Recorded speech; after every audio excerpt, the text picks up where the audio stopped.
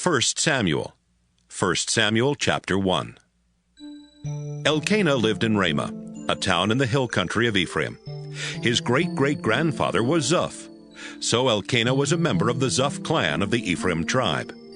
Elkanah's father was Jeroham. His grandfather was Elihu, and his great-grandfather was Tohu. Elkanah had two wives, Hannah and Peninnah. Although Peninnah had children, Hannah did not have any. Once a year, Elkanah traveled from his hometown to Shiloh, where he worshipped the Lord all-powerful and offered sacrifices. Eli was the Lord's priest there, and his two sons, Hophni and Phinehas, served with him as priests. Whenever Elkanah offered a sacrifice, he gave some of the meat to Peninnah and some to each of her sons and daughters. But he gave Hannah even more, because he loved Hannah very much, even though the Lord had kept her from having children of her own. Peninnah liked to make Hannah feel miserable about not having any children, especially when the family went to the house of the Lord each year. One day, Elkanah was there offering a sacrifice, when Hannah began crying and refused to eat. So Elkanah asked, "Hannah, why are you crying? Why won't you eat? Why do you feel so bad? Don't I mean more to you than 10 sons?" When the sacrifice had been offered, and they had eaten the meal, Hannah got up and went to pray. Eli was sitting in his chair near the door to the place of worship. Hannah was broken-hearted and was crying as she prayed. "Lord all-powerful, I am your servant, but I am so miserable. Please let me have a son. I will give him to you for as long as he lives, and his hair will never be cut." Hannah prayed silently to the Lord for a long time, but her lips were moving, and Eli thought she was drunk. "How long are you going to stay drunk?" he asked. "Sober up." "Sir, please don't think I'm no good," Hannah answered. "I'm not drunk and I haven't been drinking. But I do feel miserable and terribly upset. I've been praying all this time, telling the Lord about my problems." Eli replied, "You may go home now and stop worrying. I'm sure the God of Israel will answer your prayer." "Sir, thank you for being so kind to me," Hannah said. Then she left, and after eating something, she felt much better. Elkanah and his family got up early the next morning and worshipped the Lord. Then they went back home to Ramah. Later the Lord blessed Elkanah and Hannah with a son. She named him Samuel, because she had asked the Lord for him. The next time Elkanah and his family went to offer their yearly sacrifice, he took along a gift that he had promised to give to the Lord. But Hannah stayed home because she had told Elkanah, "Samuel and I won't go until he's old enough for me to stop nursing him. Then I'll give him to the Lord, and he can stay there at Shiloh for the rest of his life." "You know what's best," Elkanah said. "Stay here until it's time to stop nursing him. I'm sure the Lord will help you do what you have promised." Hannah did not go to Shiloh until she stopped nursing Samuel. When it was the time of the year to go to Shiloh again, Hannah and Elkanah took Samuel to the Lord's house. They brought along a 3-year-old bull, a 20-pound sack of flour, and a clay jar full of wine. Hannah and Elkanah offered the bull as a sacrifice, then brought the little boy to Eli. "Sir," Hannah said, "a few years ago I stood here beside you and asked the Lord to give me a child. Here he is. The Lord gave me just what I asked for. Now I am giving him to the Lord, and he will be the Lord's servant for as long as he lives." 1 Samuel chapter 2. Elkanah worshipped the Lord there at Shiloh, and Hannah prayed, "You make me strong and happy, Lord. You rescued me. Now I can be glad and laugh at my enemies. No other God is like you. We're safer with you than on a high mountain. I can tell those proud people, 'Stop your boasting. Nothing is hidden from the Lord, and he judges what we do.' Our Lord, you break the bows of warriors, but you give strength to everyone who stumbles. People who once had plenty to eat must now hire themselves out for only a piece of bread. but you give the hungry more than enough to eat. A woman did not have a child, and you gave her 7, but a woman who had many was left with none. You take away life, and you give life. You send people down to the world of the dead and bring them back again. Our Lord, you are the one who makes us rich or poor. You put some in high positions and bring disgrace on others. You lift the poor and homeless out of the garbage dump and give them places of honor in royal palaces. You set the world on foundations, and they belong to you. You protect your loyal people, but everyone who is evil will die in darkness. We cannot win a victory by our own strength. Our Lord, those who attack you will be broken in pieces when you fight back with thunder from heaven. You will judge the whole earth and give power and strength to your chosen king. Elkanah and Hannah went back home to Ramah, but the boy Samuel stayed to help Eli serve the Lord. Eli's sons were priests, but they were dishonest and refused to obey the Lord. So, while people were boiling the meat from their sacrifices, these priests would send over a servant with a large 3-pronged fork. The servant would stick the fork into the cooking pot, and whatever meat came out on the fork was taken back to the priests. That is how these 2 priests treated every Israelite who came to offer sacrifices in Shiloh. Sometimes, when people were offering sacrifices, the servant would come over, even before the fat had been cut off and sacrificed to the Lord. Then the servant would tell them, "The priest doesn't want his meat boiled. Give him some raw meat that he can roast." Usually the people answered, "Take what you want, but first let us sacrifice the fat to the Lord." "No," the servant would reply. "If you don't give it to me now, I'll take it by force." Eli's sons did not show any respect for the sacrifices that the people offered. This was a terrible sin, and it made the Lord very angry. The boy Samuel served the Lord, and wore a special linen garment and the clothes his mother made for him.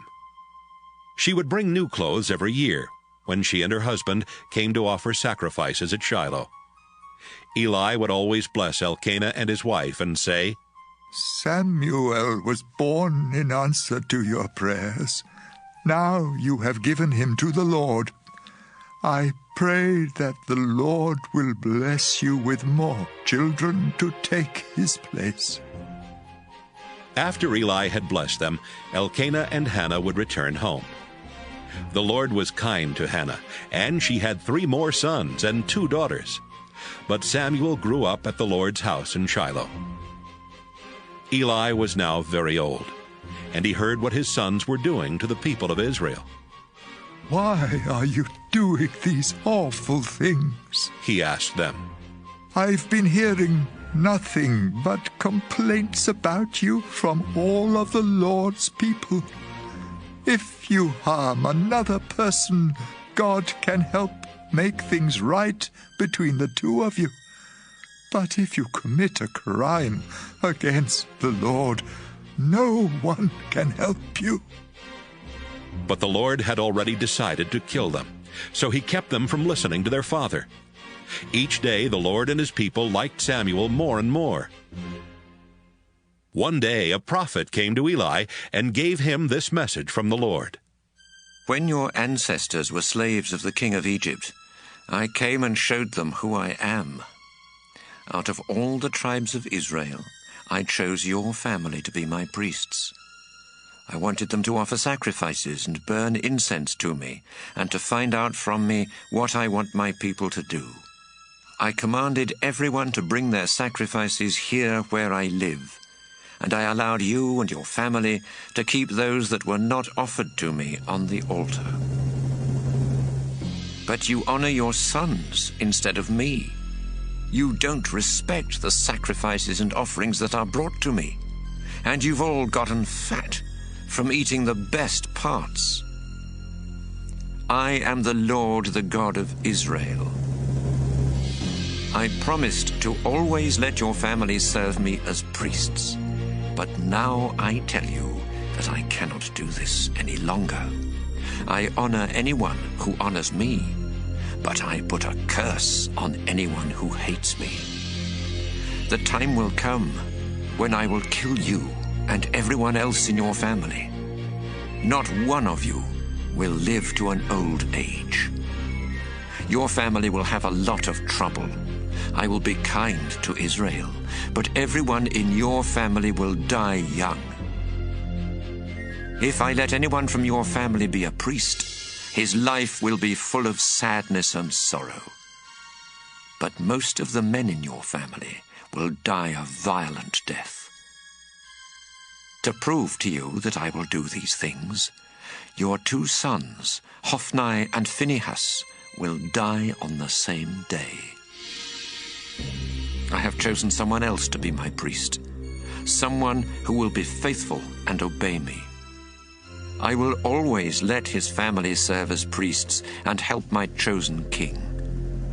But if anyone is left from your family, he will come to my priest and beg for money or a little bread. He may even say to my priest, "Please let me be a priest, so I will at least have something to eat." 1 Samuel, chapter 3. Samuel served the Lord by helping Eli the priest, who was by that time almost blind.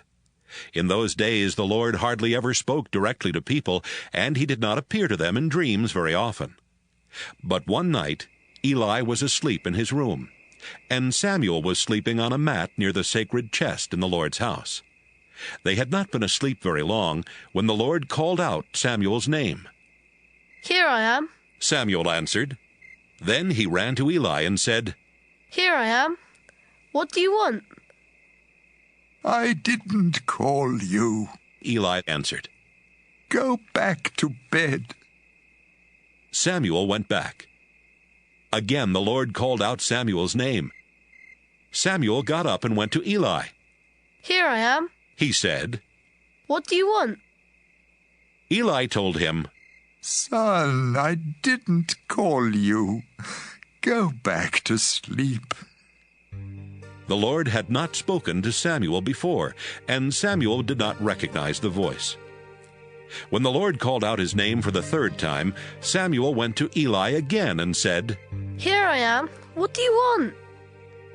Eli finally realized that it was the Lord who was speaking to Samuel. So he said, Go back and lie down.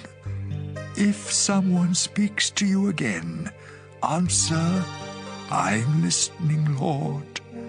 What do you want me to do?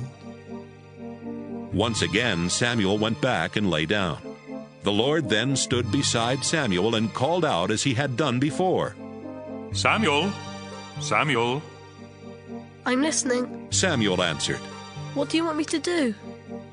The Lord said, Samuel, I'm going to do something in Israel that will shock everyone who hears about it. I will punish Eli and his family just as I promised. He knew that his sons refused to respect me, and he let them get away with it, even though I said I would punish his family forever. I warned Eli that sacrifices or offerings could never make things right. His family has done too many disgusting things. The next morning, Samuel got up and opened the doors to the Lord's house. He was afraid to tell Eli what the Lord had said, but Eli told him, Samuel, my boy, come here. "Here I am." Samuel answered. Eli said, What did God say to you? Tell me everything. I pray that God will punish you terribly if you don't tell me every word he said. Samuel told Eli everything. Then Eli said, He is the Lord, and he will do what's right. As Samuel grew up, the Lord helped him and made everything Samuel said come true. From the town of Dan in the north to the town of Beersheba in the south, everyone in the country knew that Samuel was truly the Lord's prophet. The Lord often appeared to Samuel at Shiloh and told him what to say. 1 Samuel chapter 4. Then Samuel would speak to the whole nation of Israel.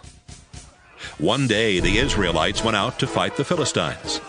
They set up camp near Ebenezer, and the Philistines camped at Aphek. The Philistines made a fierce attack. They defeated the Israelites and killed about 4,000 of them. The Israelite army returned to their camp, and the leaders said, "Why did the Lord let us lose to the Philistines today? Let's get the sacred chest, where the Lord's agreement with Israel is kept. Then the Lord will help us and rescue us from our enemies." The army sent some soldiers to bring back the sacred chest from Shiloh, because the Lord All-Powerful has his throne on the winged creatures on top of the chest. As Eli's 2 sons, Hophni and Phinehas, brought the chest into camp, the army cheered so loudly that the ground shook. The Philistines heard the noise and said, "What are those Hebrews shouting about?"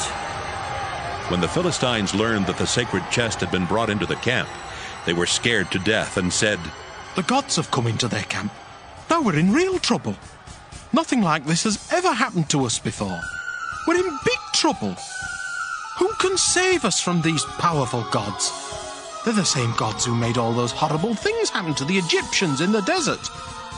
Philistines, be brave and fight hard. If you don't, those Hebrews will rule us just as we've been ruling them. Fight and don't be afraid." The Philistines did fight. They killed 30,000 Israelite soldiers, and all the rest ran off to their homes. Hophni and Phinehas were killed, and the sacred chest was captured. That same day, a soldier from the tribe of Benjamin ran from the battlefront to Shiloh. He had torn his clothes and put dirt on his head to show his sorrow. He went into town and told the news about the battle, and everyone started crying. Eli was afraid that something might happen to the sacred chest, so he was sitting on his chair beside the road just waiting. He was 98 years old and blind, but he could hear everyone crying, and he asked, "What's all that noise?" The soldier hurried over and told Eli, "I escaped from the fighting today and ran here." "Young man, what happened?" Eli asked. "Israel ran away from the Philistines," the soldier answered. "Many of our people were killed, including your 2 sons, Hophni and Phinehas. But worst of all, the sacred chest was captured." Eli was still sitting on a chair beside the wall of the town gate. And when the man said that the Philistines had taken the sacred chest, Eli fell backward. He was a very heavy old man, and the fall broke his neck and killed him. He had been a leader of Israel for 40 years.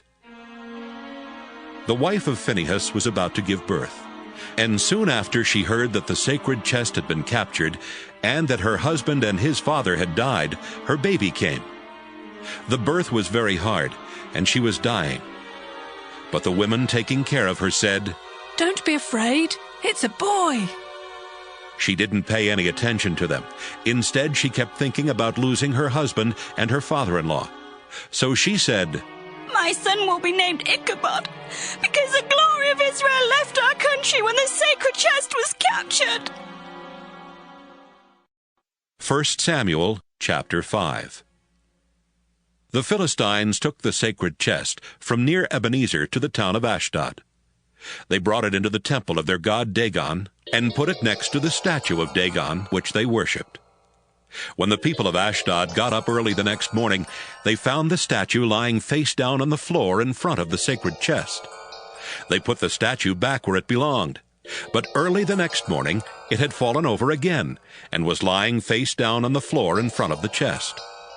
The body of the statue was still in one piece, but its head and both hands had broken off and were lying on the stone floor in the doorway. This is the reason the priests and everyone else step over that part of the doorway when they enter the temple of Dagon in Ashdod. The Lord caused a lot of trouble for the people of Ashdod and their neighbors. He made sores break out all over their bodies, and everyone was in a panic. Finally, they said, "The God of Israel did this. He's the one who caused all this trouble for us and our god Dagon. We've got to get rid of this chest." The people of Ashdod had all the Philistine rulers come to Ashdod, and they asked them, "What can we do with the sacred chest that belongs to the God of Israel?" Send it to Gath. The rulers answered. But after they took it there, the Lord made sores break out on everyone in town. The people of Gath were frightened, so they sent the sacred chest to Ekron. But before they could take it through the town gates, the people of Ekron started screaming, "They've brought the sacred chest that belongs to the God of Israel! It will kill us and our families too!" The people of Ekron called for another meeting of the Philistine rulers and told them, "Send this chest back where it belongs. Then it won't kill us." Everyone was in a panic because God was causing a lot of people to die, and those who had survived were suffering from the sores. They all cried to their gods for help. 1 Samuel chapter 6. After the sacred chest had been in Philistia for 7 months, the Philistines called in their priests and fortune-tellers and asked, "What should we do with this sacred chest? Tell us how to send it back where it belongs." "Don't send it back without a gift," the priests and fortune-tellers answered. "Send along something to Israel's God to make up for taking the chest in the first place. Then you will be healed, and you will find out why the Lord is causing you so much trouble." "What should we send?" the Philistines asked. The priests and fortune-tellers answered, "There are 5 Philistine rulers, and they all have the same disease that you have. So make 5 gold models of the swords and 5 gold models of the rats that are wiping out your crops. If you honor the God of Israel with this gift, maybe he will stop causing trouble for you and your gods and your crops. Don't be like the Egyptians and their king. They were stubborn, but when Israel's God was finished with them, they had to let Israel go. Get a new cart and 2 cows that have young calves and that have never pulled a cart. Hitch the cows to the cart, but take the calves back to their barn. Then put the chest on the cart. Put the gold rats and sores into a bag and put it on the cart next to the chest. Then send it on its way." Watch to see if the chest goes on up the road to the Israelite town of Bethshemesh. If it goes back to its own country, you will know that it was the Lord who made us suffer so badly.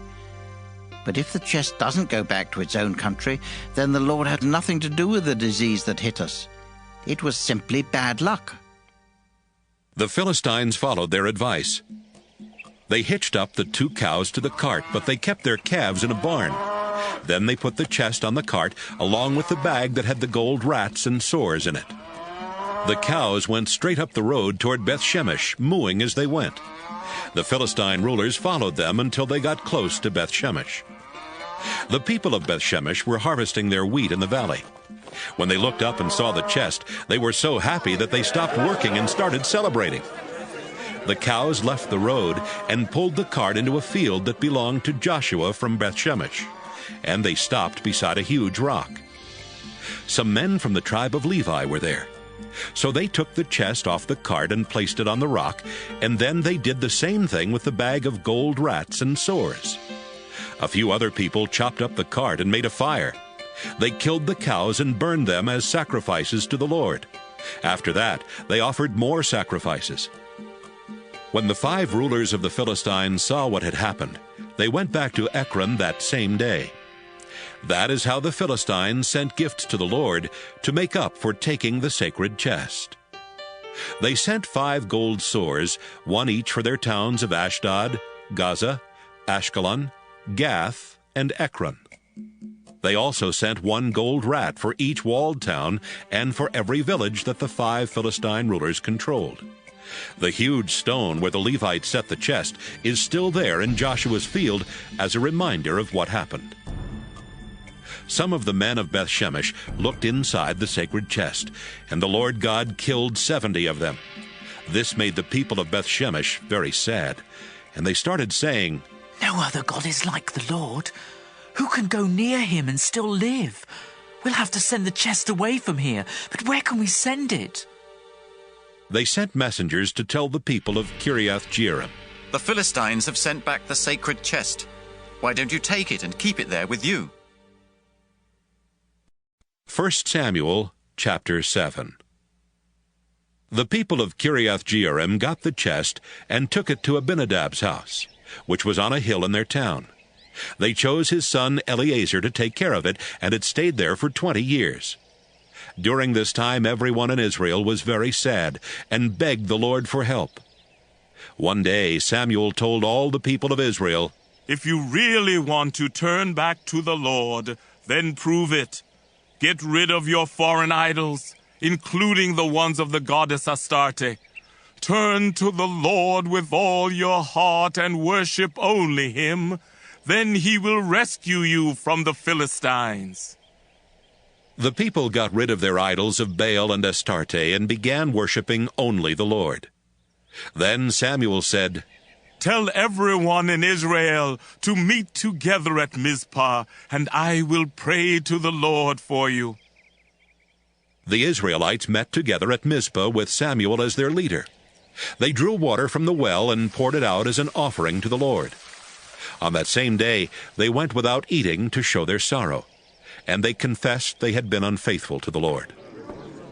When the Philistine rulers found out about the meeting at Mizpah, they sent an army there to attack the people of Israel. The Israelites were afraid when they heard that the Philistines were coming. "Don't stop praying," they told Samuel. "Ask the Lord our God to rescue us." Samuel begged the Lord to rescue Israel. Then he sacrificed a young lamb to the Lord. Samuel had not even finished offering the sacrifice when the Philistines started to attack. But the Lord answered his prayer and made thunder crash all around them. The Philistines panicked and ran away. The men of Israel left Mizpah and went after them as far as the hillside below Beth-kar, killing every enemy soldier they caught. The Philistines were so badly beaten that it was quite a while before they attacked Israel again. After the battle, Samuel set up a monument between Mizpah and the rocky cliffs. He named it Help Monument, to remind Israel how much the Lord had helped them. For as long as Samuel lived, the Lord helped Israel fight the Philistines. The Israelites were even able to recapture their towns and territory between Ekron and Gath. Israel was also at peace with the Amorites. Samuel was a leader in Israel all his life. Every year he would go around to the towns of Bethel, Gilgal, and Mizpah, where he served as judge for the people. Then he would go back to his home in Ramah and do the same thing there. He also had an altar built for the Lord at Ramah. 1 Samuel chapter 8. Samuel had 2 sons. The older one was Joel, and the younger one was Abijah. When Samuel was getting old, he let them be leaders at Beersheba. But they were not like their father. They were dishonest and accepted bribes to give unfair decisions. One day the nation's leaders came to Samuel at Ramah and said, "You're an old man. You set a good example for your sons, but they haven't followed it. Now we want a king to be our leader, just like all the other nations. Choose one for us." Samuel was upset to hear the leaders say they wanted a king, so he prayed about it. The Lord answered, "Samuel, do everything they want you to do. I am really the one they have rejected as their king. Ever since the day I rescued my people from Egypt, they have turned from me to worship idols. Now they are turning away from you. Do everything they ask, but warn them and tell them how a king will treat them." Samuel told the people who were asking for a king what the Lord had said.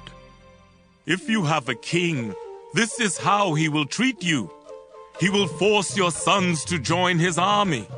Some of them will ride in his chariots, some will serve in the cavalry, and others will run ahead of his own chariot.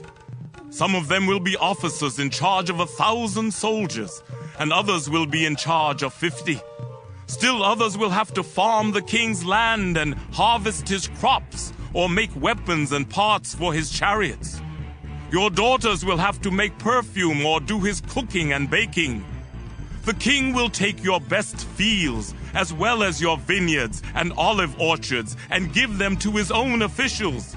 He will also take 1/10 of your grain and grapes and give it to his officers and officials. The king will take your slaves and your best young men and your donkeys and make them do his work.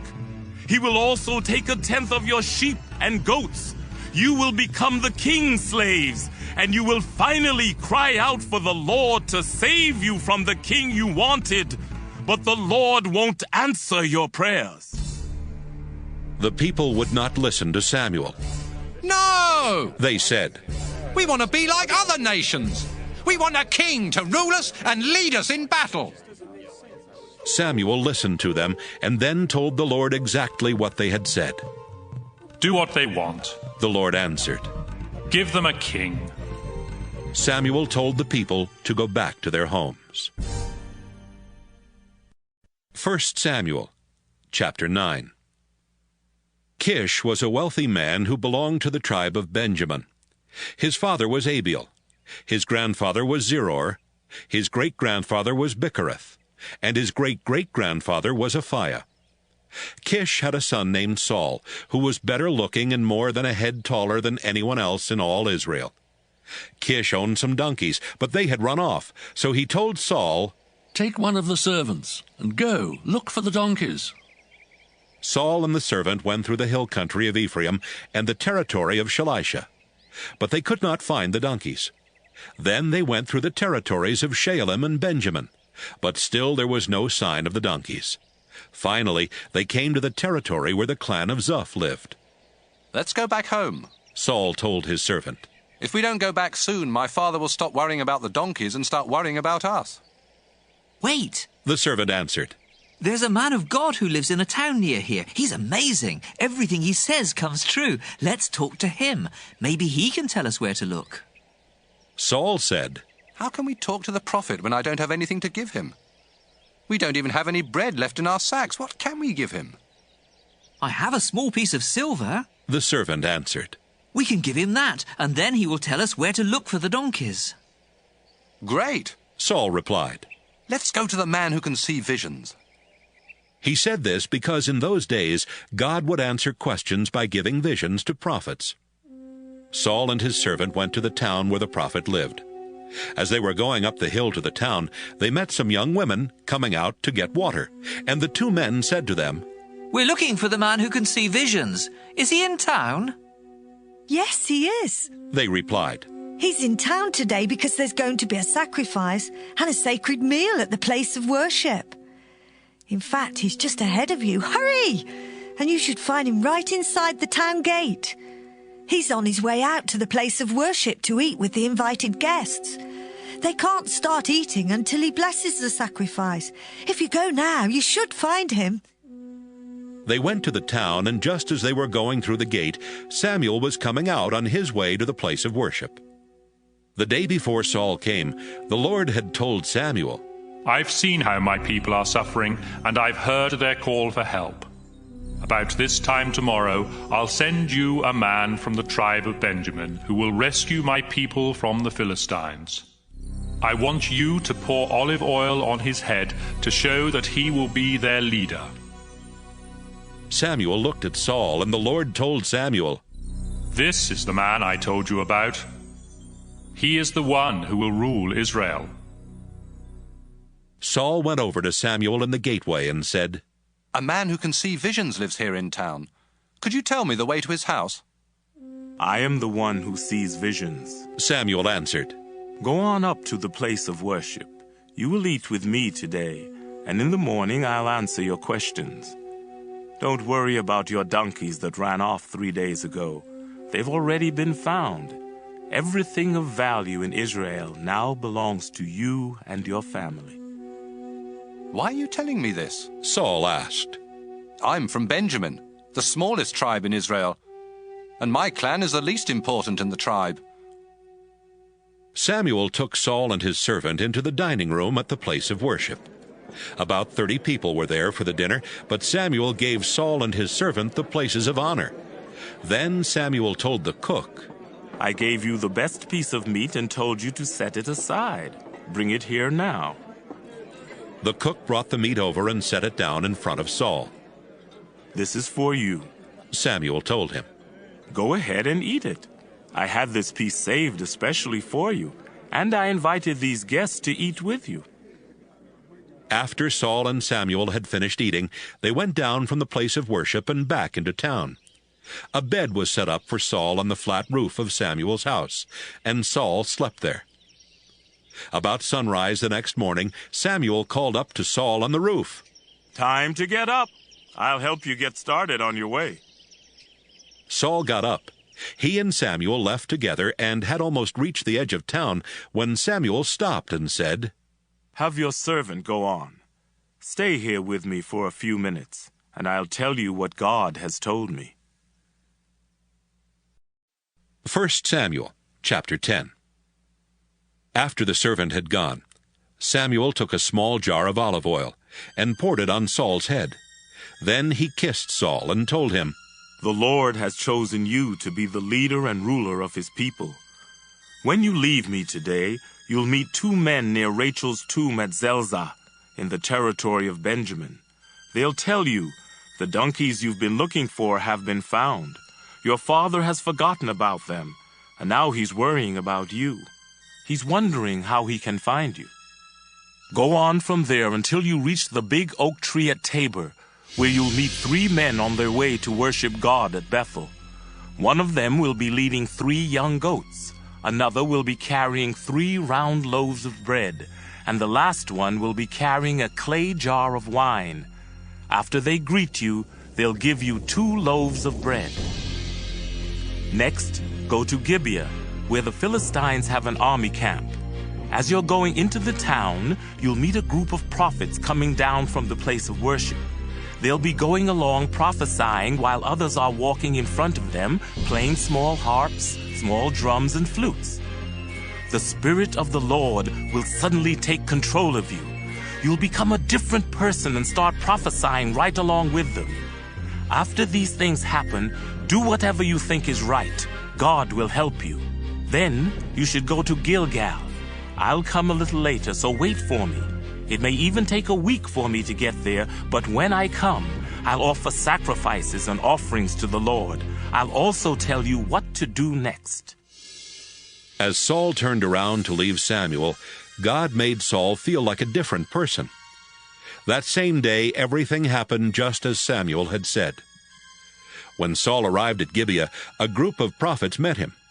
The Spirit of God suddenly took control of him, and right there in the middle of the group he began prophesying. Some people who had known Saul for a long time saw that he was speaking and behaving like a prophet. They said to each other, "What's happened? How can Saul be a prophet?" "Why not?" one of them answered. "Saul has as much right to be a prophet as anyone else."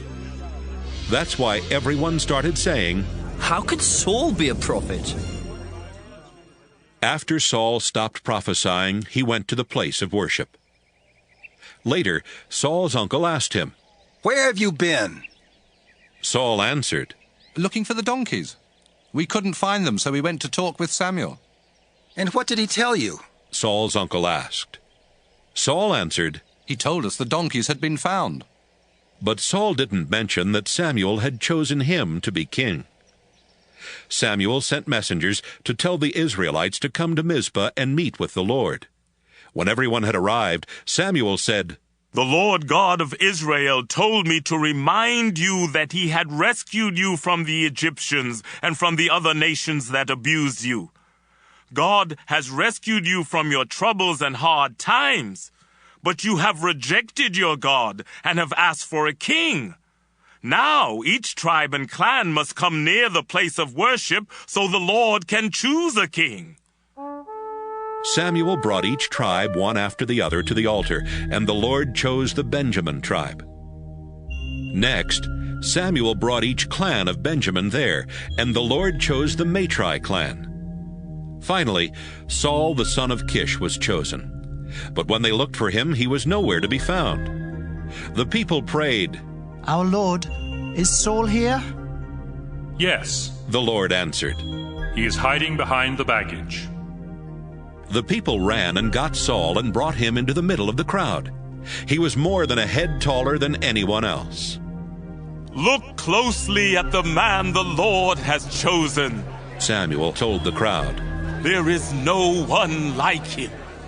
The crowd shouted, "Long live the king! Long live the king!" Samuel explained the rights and duties of a king and wrote them all in a book. He put the book in a temple building at one of the places where the Lord was worshipped. Then Samuel sent everyone home. God had encouraged some young men to become followers of Saul, and when he returned to his hometown of Gibeah, they went with him. But some worthless fools said, "How can someone like Saul rescue us from our enemies?"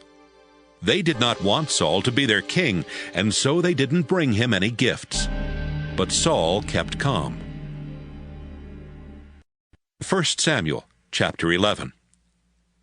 About this time, King Nahash of Ammon came with his army and surrounded the town of Jabesh in Gilead.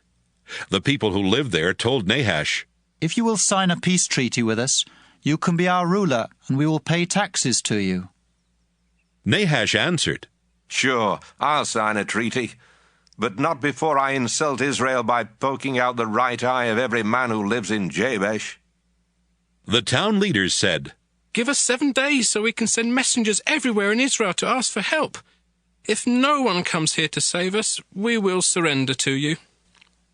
Some of the messengers went to Gibeah, Saul's hometown. They told what was happening at Jabesh, and everyone in Gibeah started crying. Just then Saul came in from the fields, walking behind his oxen. "Why is everyone crying?" Saul asked. They told him what the men from Jabesh had said. Then the Spirit of God suddenly took control of Saul and made him furious. Saul killed 2 of his oxen, cut them up in pieces, and gave the pieces to the messengers. He told them to show the pieces to everyone in Israel and say, "Saul and Samuel are getting an army together. Come and join them. If you don't, this is what will happen to your oxen." The Lord made the people of Israel terribly afraid. So all the men came together at Bezek. Saul had them organized and counted. There were 300,000 from Israel and 30,000 from Judah. Saul and his officers sent the messengers back to Jabesh with this promise, "We will rescue you tomorrow afternoon." The messengers went back to the people at Jabesh and told them that they were going to be rescued. Everyone was encouraged, so they told the Ammonites, "We will surrender to you tomorrow, and then you can do whatever you want to." The next day, Saul divided his army into 3 groups and attacked before daylight. They started killing Ammonites and kept it up until afternoon. A few Ammonites managed to escape, but they were scattered far from each other. The Israelite soldiers went to Samuel and demanded, "Where are the men who said they didn't want Saul to be king? Bring them to us, and we will put them to death." "No, you won't," Saul told them. "The Lord rescued Israel today, and no one will be put to death." "Come on," Samuel said. "Let's go to Gilgal and make an agreement that Saul will continue to be our king." Everyone went to the place of worship at Gilgal, where they agreed that Saul would be their king. Saul and the people sacrificed animals to ask for the Lord's blessing, and they had a big celebration. 1 Samuel chapter 12. Samuel told the Israelites, "I have given you a king just as you have asked. You have seen how I have led you ever since I was a young man. I'm already old. My hair is gray, and my own sons are grown. Now you must see how well your king will lead you. Let me ask this. Have I ever taken anyone's ox or donkey or forced you to give me anything? Have I ever hurt anyone or taken a bribe to give an unfair decision? Answer me, so the Lord and his chosen king can hear you. And if I have done any of these things, I will give it all back." "No!" the Israelites answered. "You've never cheated us in any way." Samuel said, "The Lord and his chosen king are witnesses to what you have said." "That's true," they replied. Then Samuel told them, "The Lord brought your ancestors out of Egypt and chose Moses and Aaron to be your leaders. Now the Lord will be your judge. So stand here and listen while I remind you how often the Lord has saved you and your ancestors from your enemies. After Jacob went to Egypt, Your ancestors cried out to the Lord for help, and he sent Moses and Aaron. They led your ancestors out of Egypt and had them settle in this land.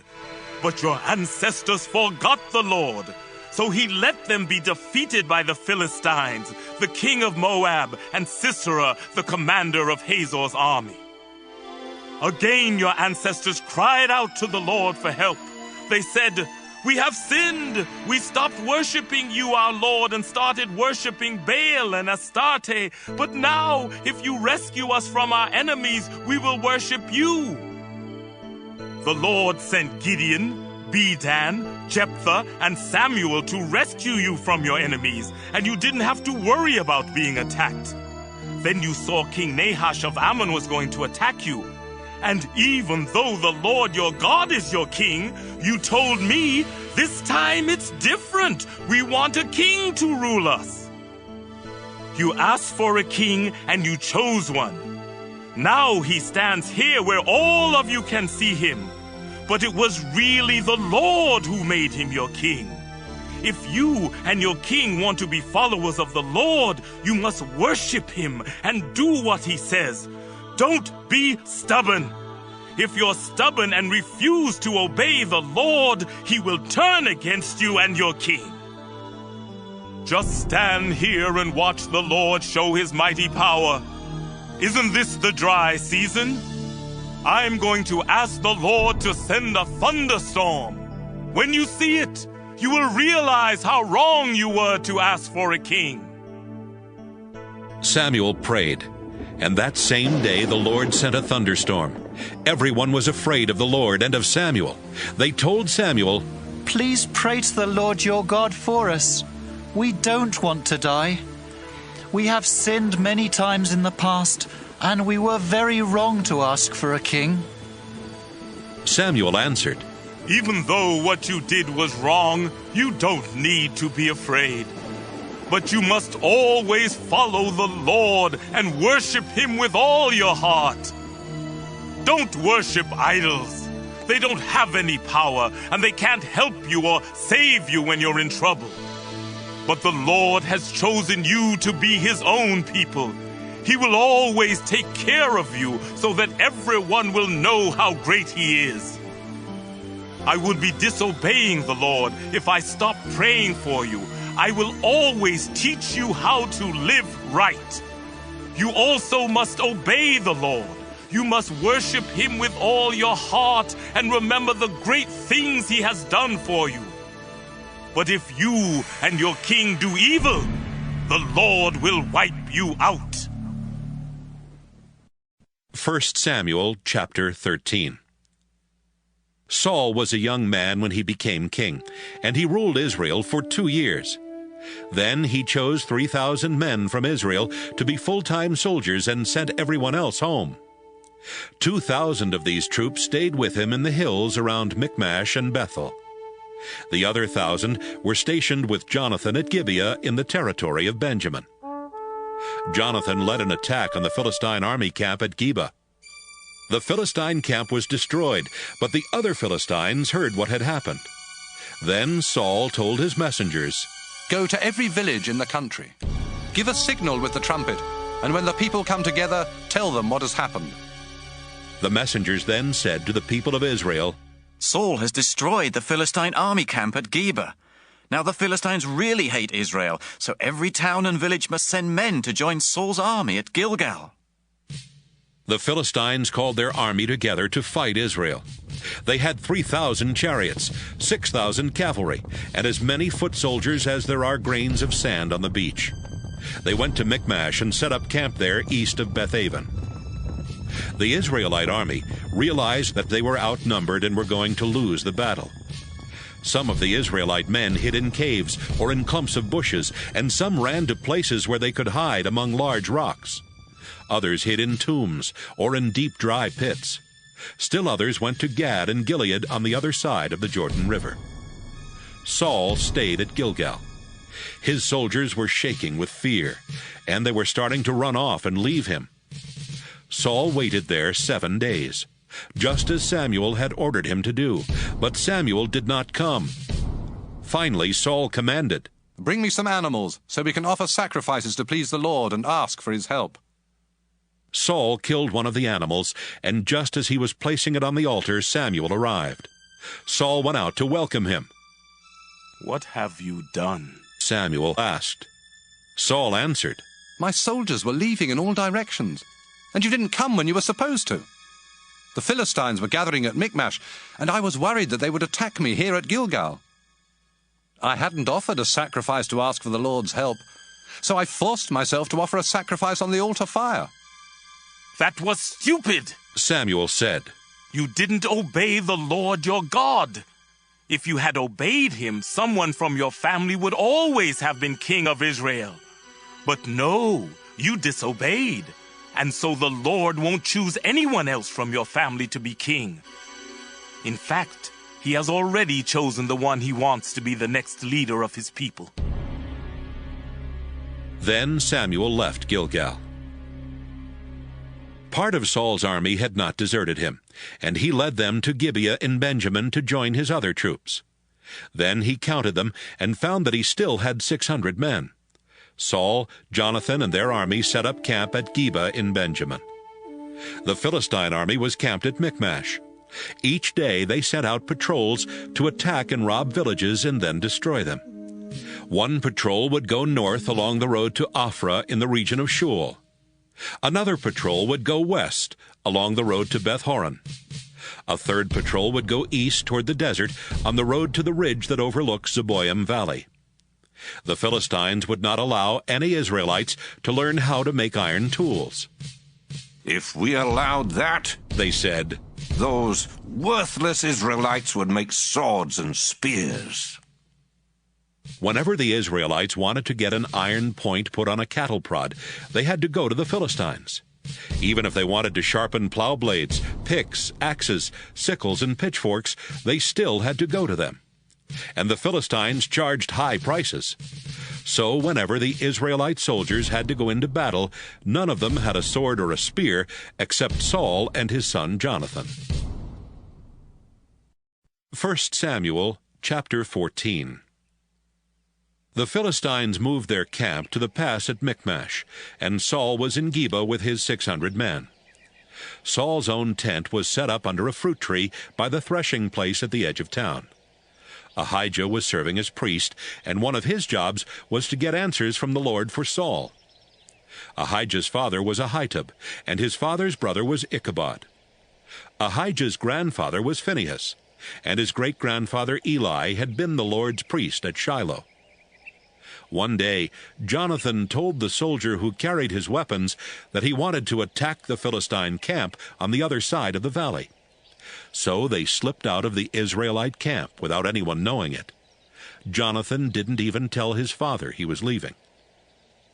Jonathan decided to get to the Philistine camp by going through the pass that led between Shiny Cliff and Michmash to the north, and Thornbush Cliff and Gibeah to the south. Jonathan and the soldier who carried his weapons talked as they went toward the Philistine camp. "It's just the two of us against all those godless men," Jonathan said. "But the Lord can help a few soldiers win a battle just as easily as he can help a whole army. Maybe the Lord will help us win this battle." "Do whatever you want," the soldier answered. "I'll be right there with you." "This is what we'll do," Jonathan said. "We'll go across and let them see us. If they agree to come down the hill and fight where we are, then we won't climb up to their camp. But we will go if they tell us to come up the hill and fight. That will mean the Lord is going to help us win." Jonathan and the soldier stood at the bottom of the hill where the Philistines could see them. The Philistines said, "Look! Those worthless Israelites have crawled out of the holes where they've been hiding." Then they yelled down to Jonathan and the soldier, "Come up here, and we will teach you a thing or two." Jonathan turned to the soldier and said, "Follow me. The Lord is going to let us win." Jonathan crawled up the hillside with the soldier right behind him. When they got to the top, Jonathan killed the Philistines who attacked from the front, and the soldier killed those who attacked from behind. Before they had gone 100 feet, they had killed about 20 Philistines. The whole Philistine army panicked. those in camp, those on guard duty, those in the fields, and those on raiding patrols. All of them were afraid and confused. Then God sent an earthquake, and the ground began to tremble. Saul's lookouts at Geba saw that the Philistine army was running in every direction like melted wax. Saul told his officers, "Call the roll and find out who left our camp." When they had finished, they found out that Jonathan and the soldier who carried his weapons were missing. At that time, Ahijah was serving as priest for the army of Israel, and Saul told him, "Come over here. Let's ask God what we should do." Just as Saul finished saying this, he could see that the Philistine army camp was getting more and more confused, and he said, "Ahijah, never mind." Saul quickly called his army together, then led them to the Philistine camp. By this time, the Philistines were so confused they were killing each other. There were also some hired soldiers in the Philistine camp, who now switched to Israel's side and fought for Saul and Jonathan. Many Israelites had been hiding in the hill country of Ephraim, and when they heard that the Philistines were running away, they came out of hiding and joined in chasing the Philistines. So the Lord helped Israel win the battle that day. Saul had earlier told his soldiers, "I want to get even with those Philistines by sunset. If any of you eat before then, you will be under a curse." So he made them swear not to eat. By the time the fighting moved past Beth-aven, the Israelite troops were weak from hunger. The army and the people who lived nearby had gone into a forest, and they came to a place where honey was dripping on the ground. But no one ate any of it because they were afraid of being put under the curse. Jonathan did not know about Saul's warning to the soldiers, so he dipped the end of his walking stick in the honey and ate some with his fingers. He felt stronger and more alert. Then a soldier told him, "Your father swore that anyone who ate food today would be put under a curse, and we agreed not to eat. That's why we're so weak." Jonathan said, "My father has caused you a lot of trouble. Look at me. I had only a little of this honey, but already I feel strong and alert. I wish you'd eaten some of the food the Philistines left behind. We would have been able to kill a lot more of them." By evening, the Israelite army was exhausted from killing Philistines all the way from Michmash to Ajalon. They grabbed the food they had captured from the Philistines and started eating. They even killed sheep and cows and calves right on the ground and ate the meat without draining the blood. Someone told Saul, "Look, the army is disobeying the Lord by eating meat before the blood drains out." "You're right," Saul answered. "They are being unfaithful to the Lord. Hurry! Roll a big rock over here. Then tell everyone in camp to bring their cattle and lambs to me. They can kill the animals on this rock, then eat the meat. That way no one will disobey the Lord by eating meat with blood still in it." That night the soldiers brought their cattle over to the big rock and killed them there. It was the first altar Saul had built for offering sacrifices to the Lord. Saul said, "Let's attack the Philistines again while it's still dark. We can fight them all night. Let's kill them and take everything they own." The people answered, "We will do whatever you want." "Wait," Ahijah the priest said. "Let's ask God what we should do." Saul asked God, "Should I attack the Philistines? Will you help us win?" This time God did not answer. Saul called his army officers together and said, "We have to find out what sin has kept God from answering. I swear by the living Lord that whoever sinned must die, even if it turns out to be my own son Jonathan." No one said a word. Saul told his army, "You stand on that side of the priest, and Jonathan and I will stand on the other side." Everyone agreed. Then Saul prayed, "Our Lord, God of Israel, why haven't you answered me today? Please show us who sinned. Was it my son Jonathan and I, or was it your people Israel?" The answer came back that Jonathan or Saul had sinned, not the army. Saul told Ahijah, "Now ask the Lord to decide between Jonathan and me." The answer came back that Jonathan had sinned. "Jonathan," Saul exclaimed, "tell me what you did." "I dipped the end of my walking stick in some honey and ate a little. Now you say I have to die?" Yes, Jonathan. I swear to God that you must die. No! The soldiers shouted. God help Jonathan win the battle for us. We won't let you kill him. We swear to the Lord that we won't let you kill him or even lay a hand on him. So the army kept Saul from killing Jonathan. Saul stopped hunting down the Philistines, and they went home. When Saul became king, the Moabites, the Ammonites, the Edomites, the kings of Zobah, the Philistines, and the Amalekites had all been robbing the Israelites. Saul fought back against these enemies and stopped them from robbing Israel. He was a brave commander and always won his battles. Saul's wife was Ahinoam, the daughter of Ahimaaz. They had 3 sons, Jonathan, Ishvi, and Malchishua. They also had 2 daughters. The older one was Merab, and the younger one was Michal. Abner, Saul's cousin, was the commander of the army. Saul's father Kish and Abner's father Ner were sons of Abiel. Saul was at war with the Philistines for as long as he lived. Whenever he found a good warrior or a brave man, Saul made him join his army. 1 Samuel chapter 15. One day Samuel told Saul, "The Lord had me choose you to be king of his people Israel. Now listen to this message from the Lord. When the Israelites were on their way out of Egypt, the nation of Amalek attacked them. I am the Lord all-powerful, and now I am going to make Amalek pay.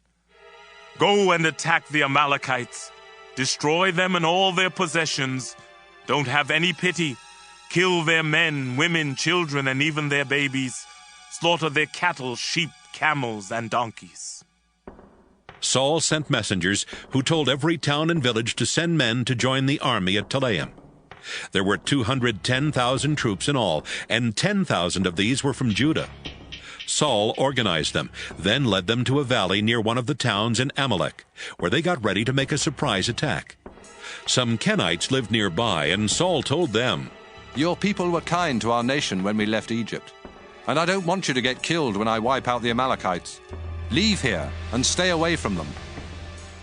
The Kenites left, and Saul attacked the Amalekites from Havilah to Shur, which is just east of Egypt. Every Amalekite was killed except King Agag. Saul and his army let Agag live, and they also spared the best sheep and cattle. They didn't want to destroy anything of value, so they only killed the animals that were worthless or weak. The Lord told Samuel, "Saul has stopped obeying me, and I'm sorry that I made him king." Samuel was angry, and he cried out in prayer to the Lord all night. Early the next morning he went to talk with Saul. Someone told him, "Saul went to Carmel, where he had a monument built so everyone would remember his victory. Then he left for Gilgal." Samuel finally caught up with Saul, and Saul told him, "I hope the Lord will bless you. I have done what the Lord told me."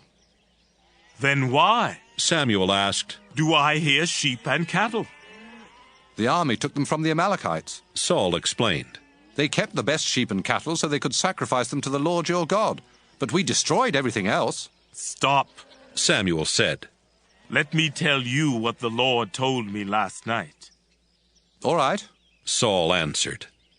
Samuel continued, "You may not think you're very important, but the Lord chose you to be king, and you are in charge of the tribes of Israel. When the Lord sent you on this mission, he told you to wipe out those worthless Amalekites. Why didn't you listen to the Lord? Why did you keep the animals and make him angry?" "But I did listen to the Lord," Saul answered. "He sent me on a mission and I went. I captured King Agag and destroyed his nation. All the animals were going to be destroyed anyway. That's why the army brought the best sheep and cattle to Gilgal as sacrifices to the Lord your God." "Tell me," Samuel said, "does the Lord really want sacrifices and offerings? No! He doesn't want your sacrifices. He wants you to obey him. Rebelling against God or disobeying him because you are proud is just as bad as worshiping idols or asking them for advice. You refuse to do what God told you, so God has decided that you can't be king. I have sinned, Saul admitted. I disobeyed both you and the Lord. I was afraid of the army, and I listened to them instead. Please forgive me, and come back with me so I can worship the Lord. No, Samuel replied. You disobeyed the Lord, and I won't go back with you.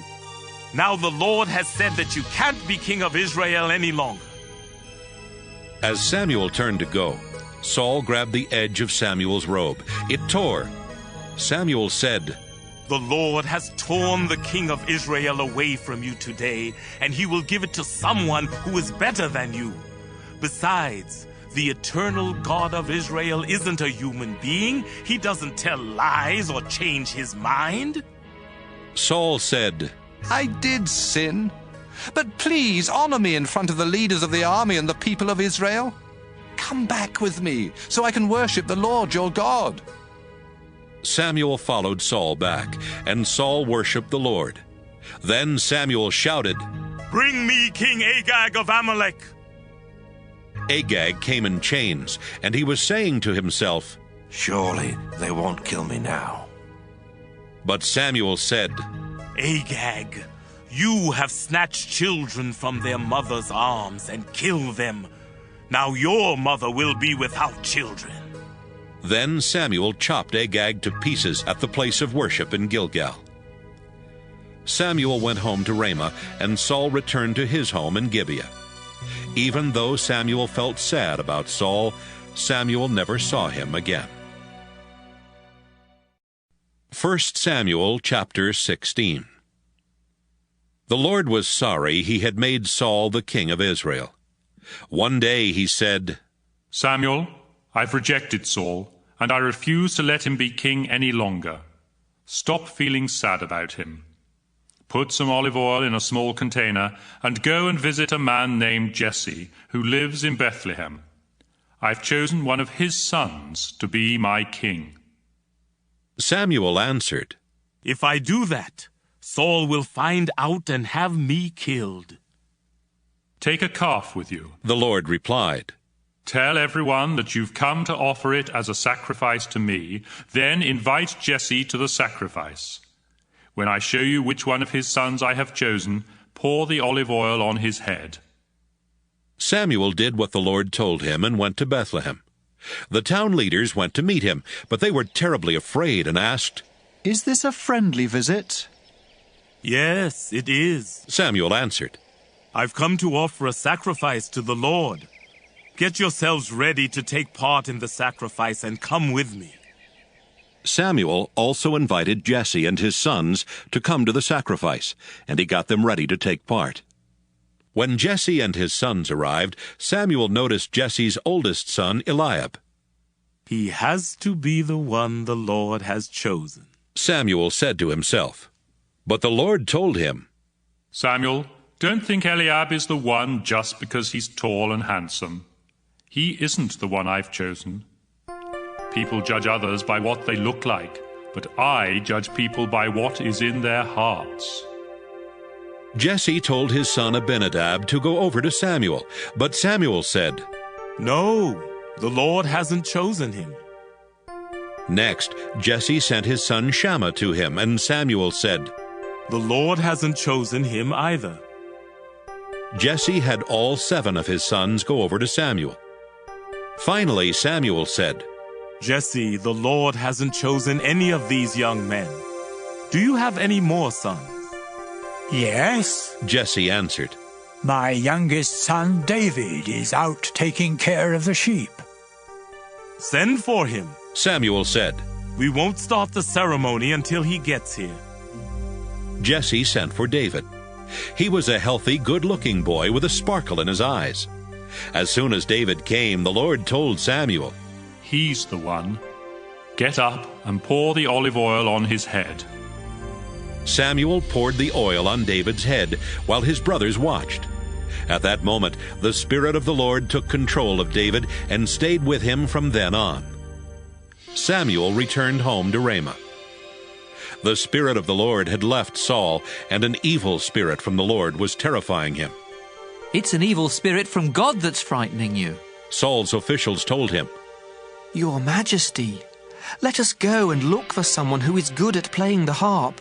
He can play for you whenever the evil spirit from God bothers you, and you'll feel better. All right, Saul answered. Find me someone who is good at playing the harp and bring him here. A man named Jesse who lives in Bethlehem has a son who can play the harp. One official said. He's a brave warrior, he's good-looking, he can speak well, and the Lord is with him. Saul sent a message to Jesse. Tell your son David to leave your sheep and come here to me. Jesse loaded a donkey with bread and a goatskin full of wine. Then he told David to take the donkey and a young goat to Saul. David went to Saul and started working for him. Saul liked him so much that he put David in charge of carrying his weapons. Not long after this, Saul sent another message to Jesse. I really like David. Please let him stay with me. Whenever the evil spirit from God bothered Saul, David would play his harp. Saul would relax and feel better, and the evil spirit would go away. 1 Samuel chapter 17. The Philistines got ready for war, and brought their troops together to attack the town of Soko in Judah. They set up camp at Ephes-dammim, between Soko and Azekah. King Saul and the Israelite army set up camp on a hill overlooking Elah Valley, and they got ready to fight the Philistine army that was on a hill on the other side of the valley. The Philistine army had a hero named Goliath, who was from the town of Gath, and was over 9 feet tall. He wore a bronze helmet and had bronze armor to protect his chest and legs. The chest armor alone weighed about 125 pounds. He carried a bronze sword strapped on his back, and his spear was so big that the iron spearhead alone weighed more than 15 pounds. A soldier always walked in front of Goliath to carry his shield. Goliath went out and shouted to the army of Israel, Why are you lining up for battle? I'm the best soldier in our army, and all of you are in Saul's army. Choose your best soldier to come out and fight me. If he can kill me, our people will be your slaves. But if I kill him, your people will be our slaves. Here and now, I challenge Israel's whole army. Choose someone to fight me. Saul and his men heard what Goliath said, but they were so frightened of Goliath that they couldn't do a thing. David's father Jesse was an old man who belonged to the Ephrathah clan and lived in Bethlehem in Judah. Jesse had 8 sons. The oldest was Eliab, the next was Abinadab, and Shammah was the third. The 3 of them had gone off to fight in Saul's army. David was Jesse's youngest son. He took care of his father's sheep and went back and forth between Bethlehem and Saul's camp. Goliath came out and gave his challenge every morning and every evening for 40 days. One day Jesse told David, Hurry and take this sack of roasted grain and these 10 loaves of bread to your brothers at the army camp. And here are 10 large chunks of cheese to take to their commanding officer. Find out how your brothers are doing and bring back something that shows that they're all right. They're with Saul's army, fighting the Philistines in Elah Valley. David obeyed his father. He got up early the next morning and left someone else in charge of the sheep. Then he loaded the supplies and started off. He reached the army camp just as the soldiers were taking their places and shouting the battle cry. The army of Israel and the Philistine army stood there facing each other. David left his things with the man in charge of supplies and ran up to the battle line to ask his brothers if they were well. While David was talking with them, Goliath came out from the line of Philistines and started boasting as usual. David heard him. When the Israelite soldiers saw Goliath, they were scared and ran off. They said to each other, "Look how he keeps coming out to insult us. The king is offering a big reward to the man who kills Goliath. That man will even get to marry the king's daughter, and no one in his family will ever have to pay taxes again." David asked some soldiers standing nearby, "What will a man get for killing this Philistine and stopping him from insulting our people? Who does that worthless Philistine think he is? He's making fun of the army of the living God." The soldiers told David what the king would give the man who killed Goliath. David's oldest brother Eliab heard him talking with the soldiers. Eliab was angry at him and said, "What are you doing here anyway? Who's taking care of that little flock of sheep out in the desert? You spoiled brat. You came here just to watch the fighting, didn't you?" "Now what have I done?" David answered. "Can't I even ask a question?" Then he turned and asked another soldier the same thing he had asked the others, and he got the same answer. Some soldiers overheard David talking, so they told Saul what David had said. Saul sent for David, and David came. "Your Majesty," he said, "this Philistine shouldn't turn us into cowards. I'll go out and fight him myself." "You don't have a chance against him," Saul replied. "You're only a boy, and he's been a soldier all his life." But David told him, "Your Majesty, I take care of my father's sheep, and when one of them is dragged off by a lion or a bear, I go after it and beat the wild animal until it lets the sheep go. If the wild animal turns and attacks me, I grab it by the throat and kill it. Sir, I have killed lions and bears that way, and I can kill this worthless Philistine. He shouldn't have made fun of the army of the living God. The Lord has rescued me from the claws of lions and bears, and he will keep me safe from the hands of this Philistine." "All right," Saul answered. "Go ahead and fight him, and I hope the Lord will help you." Saul had his own military clothes and armor put on David, and he gave David a bronze helmet to wear. David strapped on a sword and tried to walk around, but he was not used to wearing those things. "I can't move with all this stuff on," David said. "I'm just not used to it." David took off the armor and picked up his shepherd's stick. He went out to a stream and picked up 5 smooth rocks and put them in his leather bag. Then, with his sling in his hand, he went straight toward Goliath. Goliath came toward David, walking behind the soldier who was carrying his shield. When Goliath saw that David was just a healthy, good-looking boy, he made fun of him. "Do you think I'm a dog?" Goliath asked. "Is that why you've come after me with a stick?" He cursed David in the name of the Philistine gods and shouted, "Come on! When I'm finished with you, I'll feed you to the birds and wild animals." David answered, "You've come out to fight me with a sword and a spear and a dagger, but I've come out to fight you in the name of the Lord all-powerful. He is the God of Israel's army, and you have insulted him too. Today the Lord will help me defeat you.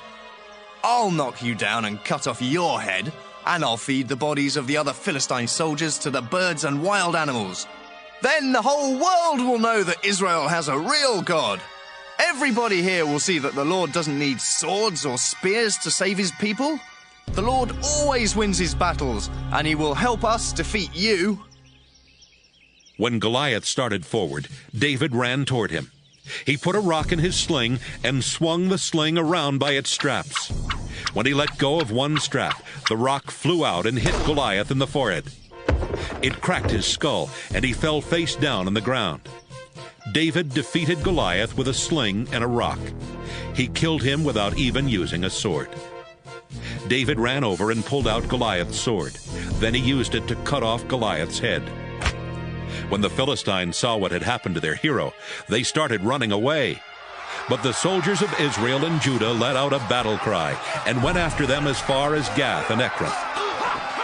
The bodies of the Philistines were scattered all along the road from Shaaraim to Gath and Ekron. When the Israelite army returned from chasing the Philistines, they took what they wanted from the enemy camp.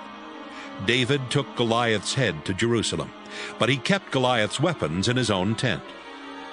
After King Saul had watched David go out to fight Goliath, Saul turned to the commander of his army and said, Abner, who is that young man? Your Majesty, Abner answered, I swear by your life that I don't know. Then find out, Saul told him. When David came back from fighting Goliath, he was still carrying Goliath's head. Abner took David to Saul, and Saul asked, Who are you? I am David, the son of Jesse, a loyal Israelite from Bethlehem. 1 Samuel chapter 18. David and Saul finished talking, and soon David and Jonathan became best friends. Jonathan thought as much of David as he did of himself. From that time on, Saul kept David in his service and would not let David go back to his own family. Jonathan liked David so much that they promised to always be loyal friends. Jonathan took off the robe that he was wearing and gave it to David. He also gave him his military clothes, his sword, his bow and arrows, and his belt. David was a success in everything that Saul sent him to do, and Saul made him a high officer in his army. That pleased everyone, including Saul's other officers. David had killed Goliath, the battle was over, and the Israelite army set out for home. As the army went along, women came out of each Israelite town to welcome King Saul. They were singing happy songs and dancing to the music of tambourines and harps. They sang, Saul has killed 1,000 enemies. David has killed 10,000 enemies. This song made Saul very angry, and he thought, They are saying that David has killed 10 times more enemies than I ever did. Next, they will want to make him king. Saul never again trusted David. The next day, the Lord let an evil spirit take control of Saul, and he began acting like a crazy man inside his house. David came to play the harp for Saul as usual, but this time Saul had a spear in his hand. Saul thought, I'll pin David to the wall. He threw the spear at David twice, but David dodged and got away both times. Saul was afraid of David because the Lord was helping David and was no longer helping him. Saul put David in charge of 1,000 soldiers and sent him out to fight. The Lord helped David, and he and his soldiers always won their battles. This made Saul even more afraid of David. But everyone else in Judah and Israel was loyal to David because he led the army in battle. One day, Saul told David, If you'll be brave and fight the Lord's battles for me, I'll let you marry my oldest daughter, Merab. But Saul was really thinking, I don't want to kill David myself, so I'll let the Philistines do it for me. David answered, How could I possibly marry your daughter? I'm not very important, and neither is my family. But when the time came for David to marry Saul's daughter Merab, Saul told her to marry Adriel from the town of Meholah. Saul had another daughter. Her name was Michal, and Saul found out that she was in love with David. This made Saul happy, and he thought, I'll tell David he can marry Michal, but I'll set it up so that the Philistines will kill him.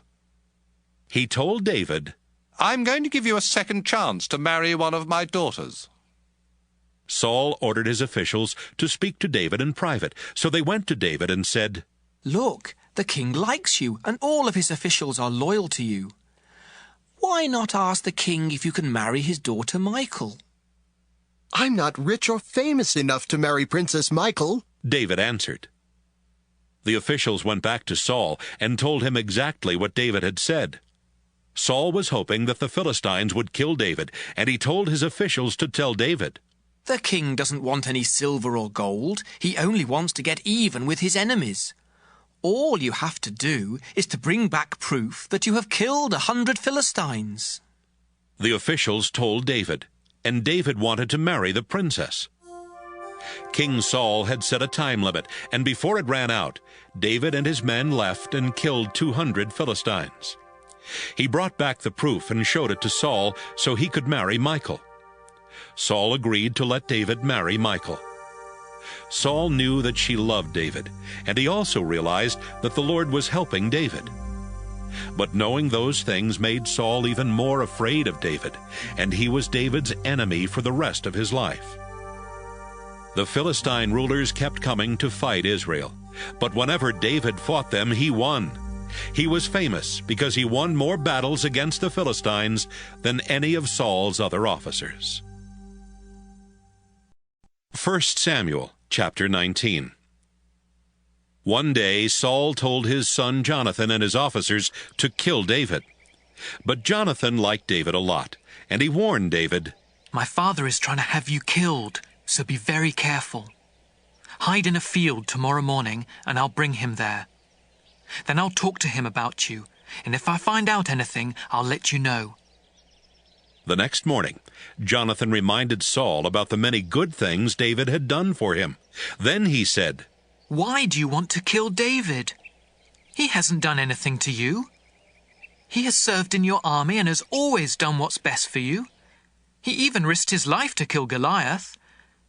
The Lord helped Israel win a great victory that day, and it made you happy." Saul agreed and promised, "I swear by the living Lord that I won't have David killed." Jonathan called to David and told him what Saul had said. Then he brought David to Saul, and David served in Saul's army just as he had done before. The next time there was a war with the Philistines, David fought hard and forced them to retreat. One night, David was in Saul's home, playing the harp for him. Saul was sitting there holding a spear when an evil spirit from the Lord took control of him. Saul tried to pin David to the wall with the spear, but David dodged and it stuck in the wall. David ran out of the house and escaped. Saul sent guards to watch David's house all night and then to kill him in the morning. Michal, David's wife, told him, "If you don't escape tonight, they'll kill you tomorrow." She helped David go through a window and climb down to the ground. As David ran off, Michal put a statue in his bed. She put goat hair on its head and dressed it in some of David's clothes. The next morning, Saul sent guards to arrest David, but Michal told them, "David is sick." Saul sent the guards back and told them, "Get David out of his bed and bring him to me so I can have him killed."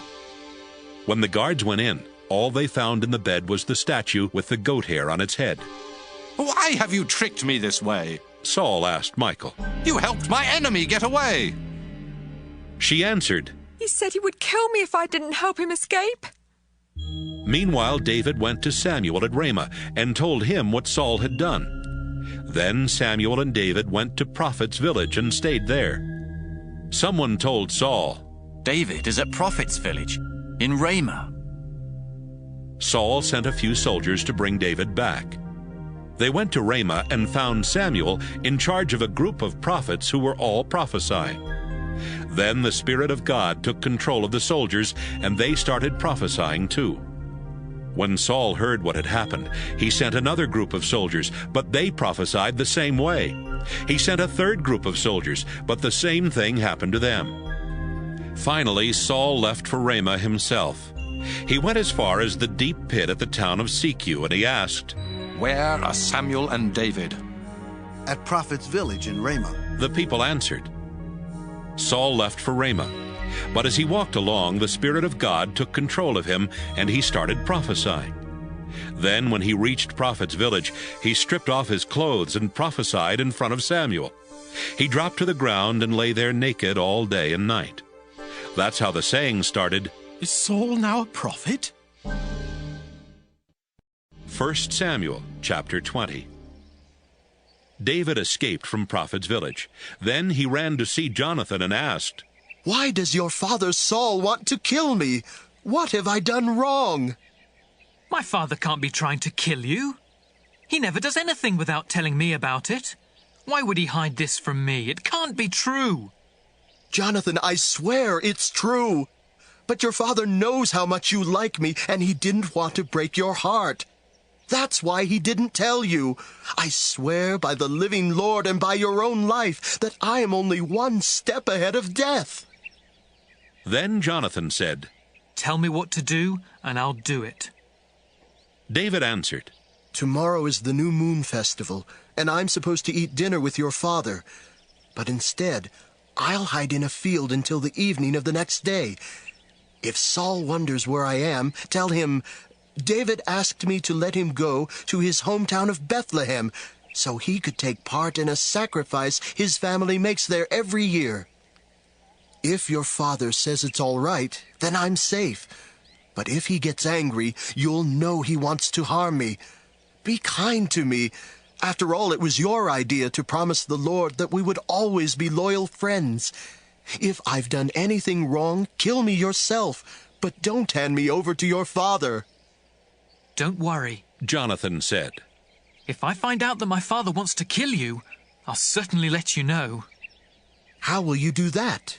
David asked. Let's go out to this field and I'll tell you. Jonathan answered. When they got there, Jonathan said, I swear by the Lord God of Israel that 2 days from now I'll know what my father is planning. Of course, I'll let you know if he's friendly toward you.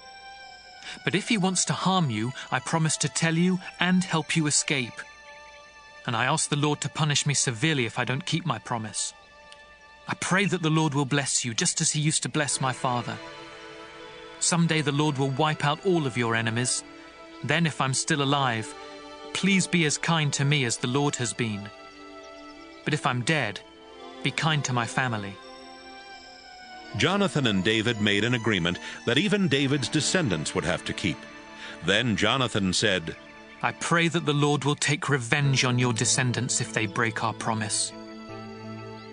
Jonathan thought as much of David as he did of himself. So he asked David to promise once more that he would be a loyal friend. After this, Jonathan said, Tomorrow is the New Moon Festival, and people will wonder where you are because your place will be empty. And by the day after tomorrow, everyone will think you've been gone a long time. Then go to the place where you hid before and stay beside Going Away Rock. I'll shoot 3 arrows at a target off to the side of the rock and send my servant to find the arrows. You'll know if it's safe to come out by what I tell him. If it is safe, I swear by the living Lord that I'll say, the arrows are on this side of you, pick them up. But if it isn't safe, I'll say to the boy, the arrows are further away. This will mean that the Lord wants you to leave and you must go. But he will always watch us to make sure that we keep the promise we made to each other. So David hid there in the field. During the New Moon Festival, Saul sat down to eat by the wall just as he always did. Jonathan sat across from him, and Abner sat next to him. But David's place was empty. Saul didn't say anything that day because he was thinking, something must have happened to make David unfit to be at the festival. Yes, something must have happened. The day after the New Moon Festival, when David's place was still empty, Saul asked Jonathan, Why hasn't that son of Jesse come to eat with us? He wasn't here yesterday, and he still isn't here today. Jonathan answered, The reason David hasn't come to eat with you is that he begged me to let him go to Bethlehem. He said, Please let me go. My family is offering a sacrifice, and my brother told me I have to be there. Do me this favor and let me slip away to see my brothers. Saul was furious with Jonathan and yelled, You're no son of mine, you traitor. I know you've chosen to be loyal to that son of Jesse. You should be ashamed of yourself. And your own mother should be ashamed that you were ever born. You'll never be safe, and your kingdom will be in danger as long as that son of Jesse is alive. Turn him over to me now. He deserves to die. Why do you want to kill David? Jonathan asked. What has he done? Saul threw his spear at Jonathan and tried to kill him. Then Jonathan was sure that his father really did want to kill David. Jonathan was angry that his father had insulted David so terribly. He got up, left the table, and didn't eat anything all that day. In the morning, Jonathan went out to the field to meet David. He took a servant boy along and told him, When I shoot the arrows, you run and find them for me. The boy started running, and Jonathan shot an arrow so that it would go beyond him. When the boy got near the place where the arrow had landed, Jonathan shouted, Isn't the arrow on past you? Jonathan shouted to him again, Hurry up! Don't stop! The boy picked up the arrows and brought them back to Jonathan, but he had no idea about what was going on. Only Jonathan and David knew. Jonathan gave his weapons to the boy and told him, "Take these back into town." After the boy had gone, David got up from beside the mound and bowed very low 3 times. Then he and Jonathan kissed each other and cried, but David cried louder. Jonathan said, "Take care of yourself, and remember, we each have asked the Lord to watch and make sure that we and our descendants keep our promise forever." David left, and Jonathan went back to town. 1 Samuel chapter 21. David went to see Ahimelech, a priest who lived in the town of Nob. Ahimelech was trembling with fear as he came out to meet David. "Why are you alone?" Ahimelech asked. "Why isn't anyone else with you?" "I'm on a mission for King Saul," David answered. "He ordered me not to tell anyone what the mission is all about, so I had my soldiers stay somewhere else. Do you have any food you can give me? Could you spare 5 loaves of bread?" "The only bread I have is the sacred bread," the priest told David. "You can have it if your soldiers didn't sleep with women last night." "Of course we didn't sleep with women," David answered. "I never let my men do that when we're on a mission. They have to be acceptable to worship God even when we're on a regular mission, and today we're on a special mission." The only bread the priest had was the sacred bread that he had taken from the place of worship after putting out the fresh loaves, so he gave it to David. It so happened that one of Saul's officers was there worshiping the Lord that day. His name was Doeg the Edomite, and he was the strongest of Saul's shepherds. David asked Ahimelech, "Do you have a spear or a sword? I had to leave so quickly on this mission for the king that I didn't bring along my sword or any other weapons." The priest answered, "The only sword here is the one that belonged to Goliath the Philistine. You were the one who killed him in Elah Valley, and so you can take his sword if you want to.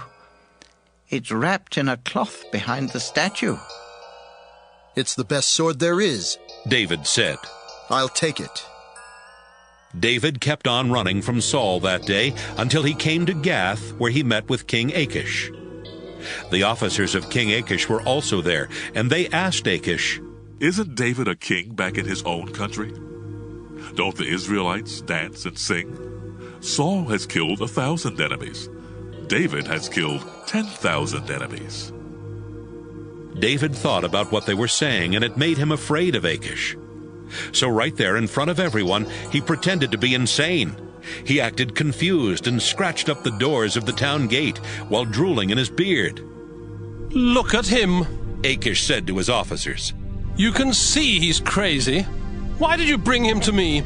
I have enough crazy people without your bringing another one here. Keep him away from my palace." 1 Samuel chapter 22. When David escaped from the town of Gath, he went to Adullam cave. His brothers and the rest of his family found out where he was, and they followed him there. A lot of other people joined him too. Some were in trouble, others were angry or in debt, and David was soon the leader of 400 men. David left Adullam cave and went to the town of Mizpah in Moab, where he talked with the king of Moab. "Please," David said, "let my father and mother stay with you until I find out what God will do with me." So he brought his parents to the king of Moab, and they stayed with him while David was in hiding. One day the prophet Gad told David, "Don't stay here. Go back to Judah." David then left and went to Hereth Forest. Saul was sitting under a small tree on top of the hill at Gibeah when he heard that David and his men had been seen. Saul was holding his spear, and his officers were standing in front of him. He told them, "Listen to me. You belong to the Benjamin tribe. So if that son of Jesse ever becomes king, he won't give you fields or vineyards. He won't make you officers in charge of thousands or hundreds, as I have done. But you're all plotting against me. Not one of you told me that my own son Jonathan had made an agreement with him. Not one of you cared enough to tell me that Jonathan had helped one of my officers rebel. Now that son of Jesse is trying to ambush me. Doeg the Edomite was standing with the other officers and spoke up. When I was in the town of Nob, I saw that son of Jesse. He was visiting the priest Ahimelech, the son of Ahitub. Ahimelech talked to the Lord for him, then gave him food and the sword that had belonged to Goliath the Philistine. Saul sent a message to Ahimelech and his whole family of priests at Nob, ordering them to come to him. When they came, Saul told them, "Listen to me, you son of Ahitub." "Certainly, Your Majesty," Ahimelech answered. Saul demanded, "Why did you plot against me with that son of Jesse? You helped him rebel against me by giving him food and a sword and by talking with God for him. Now he's trying to ambush me." "Your Majesty, none of your officers is more loyal than David," Ahimelech replied. "He's your son-in-law and the captain of your bodyguard. Everyone in your family respects him. This isn't the first time I've talked with God for David, and it's never made you angry before. Please don't accuse me or my family like this. I have no idea what's going on." "Ahimelech," Saul said, "you and your whole family are going to die." Saul shouted to his bodyguards, "These priests of the Lord helped David. They knew he was running away, but they didn't tell me. Kill them!" But the king's officers would not attack the priests of the Lord. Saul turned to Doeg, who was from Edom, and said, "Kill the priests!" On that same day, Doeg killed 85 priests. Then he attacked the town of Nob, where the priests had lived, and he killed everyone there, men, women, children, and babies. He even killed their cattle, donkeys, and sheep. Ahimelech's son Abiathar was the only one who escaped. He ran to David and told him, "Saul has murdered the priests at Nob." David answered, "That day when I saw Doeg, I knew he would tell Saul. Your family died because of me. Stay here. Isn't the same person trying to kill both of us? Don't worry. You'll be safe here with me." 1 Samuel chapter 23. One day some people told David, "The Philistines keep attacking the town of Keilah and stealing grain from the threshing place." David asked the Lord, "Should I attack these Philistines?" "Yes," the Lord answered. "Attack them and rescue Keilah." But David's men said, "Look, even here in Judah we're afraid of the Philistines. We will be terrified if we try to fight them at Keilah." David asked the Lord about it again. "Leave right now," the Lord answered. "I will give you victory over the Philistines at Keilah." David and his men went there and fiercely attacked the Philistines. They killed many of them, then led away their cattle and rescued the people of Keilah. Meanwhile, Saul heard that David was in Keilah. "God has let me catch David," Saul said. "David is trapped inside a walled town where the gates can be locked." Saul decided to go there and surround the town in order to trap David and his men. He sent messengers who told the towns and villages, "Send men to serve in Saul's army." By this time, Abiathar had joined David in Keilah and had brought along everything he needed to get answers from God. David heard about Saul's plan to capture him, and he told Abiathar, "Let's ask God what we should do." David prayed, "Lord God of Israel, I was told that Saul is planning to come here. What should I do? Suppose he threatens to destroy the town because of me. Would the leaders of Keilah turn me over to Saul, or is he really coming? Please tell me, Lord." "Yes, he will come," the Lord answered. "Would the leaders of Keilah hand me and my soldiers over to Saul?" "Yes, they would," the Lord answered. David and his 600 men got out of there fast and started moving from place to place. Saul heard that David had left Keilah, and he decided not to go after him. David stayed in hideouts in the hill country of Ziph Desert. Saul kept searching, but God never let Saul catch him. One time David was at Horesh in Ziph Desert. He was afraid because Saul had come to the area to kill him. But Jonathan went to see David, and God helped him encourage David. "Don't be afraid," Jonathan said. "My father Saul will never get his hands on you. In fact, you're going to be the next king of Israel, and I'll be your highest official. Even my father knows it's true." They both promised the Lord that they would always be loyal to each other. Then Jonathan went home, but David stayed at Horesh.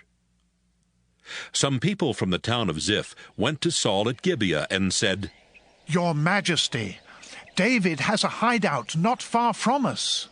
It's near Horesh, somewhere on Mount Hakeilah, south of Jeshimon. If you come, we will help you catch him."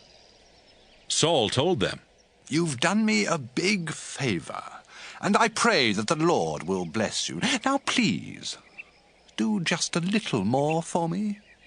Find out exactly where David is, as well as where he goes, and who has seen him there.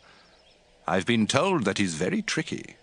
Find out where all his hiding places are, and come back when you're sure. Then I'll go with you. If he is still in the area, or anywhere among the clans of Judah, I'll find him." The people from Ziph went back ahead of Saul, and they found out that David and his men were still south of Jeshimon in the Maon Desert. Saul and his army set out to find David. But David heard that Saul was coming, and he went to a place called the Rock, one of his hideouts in Maon Desert. Saul found out where David was and started closing in on him. Saul was going around a hill on one side, and David and his men were on the other side trying to get away. Saul and his soldiers were just about to capture David and his men when a messenger came to Saul and said, "Come quickly! The Philistines are attacking Israel and taking everything!" Saul stopped going after David and went back to fight the Philistines. That's why the place is called Escape Rock. David left and went to live in the hideouts at En-Gedi. 1 Samuel chapter 24. When Saul got back from fighting off the Philistines, he heard that David was in the desert around En-Gedi. Saul led 3,000 of Israel's best soldiers out to look for David and his men near Wild Goat Rocks at En-Gedi. There were some sheep pens along the side of the road, and one of them was built around the entrance to a cave. Saul went into the cave to relieve himself. David and his men were hiding at the back of the cave. They whispered to David, "The Lord told you he was going to let you defeat your enemies and do whatever you want with them. This must be the day the Lord was talking about." David sneaked over and cut off a small piece of Saul's robe, but Saul didn't notice a thing. Afterward, David was sorry that he had even done that, and he told his men, "Stop talking foolishly. We're not going to attack Saul.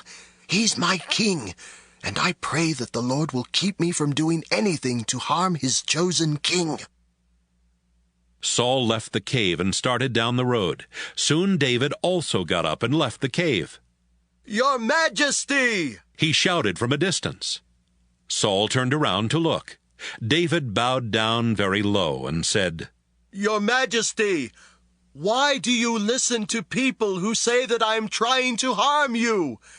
You can see for yourself that the Lord gave me the chance to catch you in the cave today. Some of my men wanted to kill you, but I wouldn't let them do it. I told them, I will not harm the Lord's chosen king. Your Majesty, look at what I'm holding. You can see that it's a piece of your robe. If I could cut off a piece of your robe, I could have killed you. But I let you live. And that should prove I am not trying to harm you or to rebel. I haven't done anything to you, and yet you keep trying to ambush and kill me. I'll let the Lord decide which one of us has done right. I pray that the Lord will punish you for what you're doing to me, but I won't do anything to you. An old proverb says, only evil people do evil things, and so I won't harm you. Why should the king of Israel be out chasing me anyway? I'm as worthless as a dead dog or a flea. I pray that the Lord will help me escape and show that I am in the right. David, my son, is that you? Saul asked. Then he started crying and said, David, you're a better person than I am. You treated me with kindness, even though I've been cruel to you. You've told me how you were kind enough not to kill me when the Lord gave you the chance. If you really were my enemy, you wouldn't have let me leave here alive. I pray that the Lord will give you a big reward for what you did today. I realize now that you will be the next king, and a powerful king at that. Promise me, with the Lord as your witness, that you won't wipe out my descendants. Let them live to keep my family name alive. So David promised, and Saul went home. David and his men returned to their hideout. 1 Samuel chapter 25. Samuel died, and people from all over Israel gathered to mourn for him when he was buried at his home in Ramah. Meanwhile, David moved his camp to Paran Desert. Nabal was a very rich man who lived in Maon. He owned 3,000 sheep and 1,000 goats, which he kept at Carmel. His wife Abigail was sensible and beautiful, but he was from the Caleb clan and was rough and mean. One day, Nabal was in Carmel, having his servants cut the wool from his sheep. David was in the desert when he heard about it, so he sent 10 men to Carmel with this message for Nabal. I hope that you and your family are healthy, and that all is going well for you. I've heard that you are cutting the wool from your sheep. When your shepherds were with us in Carmel, we didn't harm them, and nothing was ever stolen from them. Ask your shepherds, and they'll tell you the same thing. My servants are your servants, and you are like a father to me. This is a day for celebrating, so please be kind and share some of your food with us. David's men went to Nabal and gave him David's message. Then they waited for Nabal's answer. This is what he said. Who does this David think he is? That son of Jesse is just one more slave on the run from his master, and there are too many of them these days. What makes you think I'll take my bread, my water, and the meat that I've cooked for my own servants and give it to you? Besides, I'm not sure that David sent you. The men returned to their camp and told David everything Nabal had said. Everybody get your swords! David ordered. They all strapped on their swords. 200 men stayed behind to guard the camp, but the other 400 followed David. Meanwhile, one of Nabal's servants told Abigail, David's men were often nearby while we were taking care of the sheep in the fields. They were very good to us. They never hurt us, and nothing was ever stolen from us while they were nearby. With them around day or night, we were as safe as we would have been inside a walled city. David sent some messengers from the desert to wish our master well, but he shouted insults at them. He's a bully who won't listen to anyone. Isn't there something you can do? Please think of something, or else our master and his family and everyone who works for him are all doomed. Abigail quickly got together 200 loaves of bread, 2 large clay jars of wine, the meat from 5 sheep, a large sack of roasted grain, 100 handfuls of raisins, and 200 handfuls of dried figs. She loaded all the food on donkeys and told her servants, "Take this on ahead, and I'll catch up with you." She didn't tell her husband Nabal what she was doing. Abigail was riding her donkey on the path that led around the hillside, when suddenly she met David and his men heading straight at her. David had just been saying, I surely wasted my time guarding Nabal's things in the desert and keeping them from being stolen. I was good to him, and now he pays me back with insults. I swear that by morning there won't be a man or boy left from his family or his servants' families. I pray that God will punish me if I don't do it. Abigail quickly got off her donkey and bowed down in front of David. Then she said, Sir, please let me explain. Don't pay any attention to that good-for-nothing Nabal. His name means fool, and it really fits him. I didn't see the men you sent, but please take this gift of food that I brought and share it with your followers. The Lord has kept you from taking revenge and from killing innocent people. But I hope your enemies and anyone else who wants to harm you will end up like Nabal. I swear this by the living Lord and by your life. Please forgive me if I say a little more. The Lord will always protect you and your family because you fight for Him. I pray that you won't ever do anything evil as long as you live. The Lord your God will keep you safe when your enemies try to kill you, but He will snatch away their lives quicker than you can throw a rock from a sling.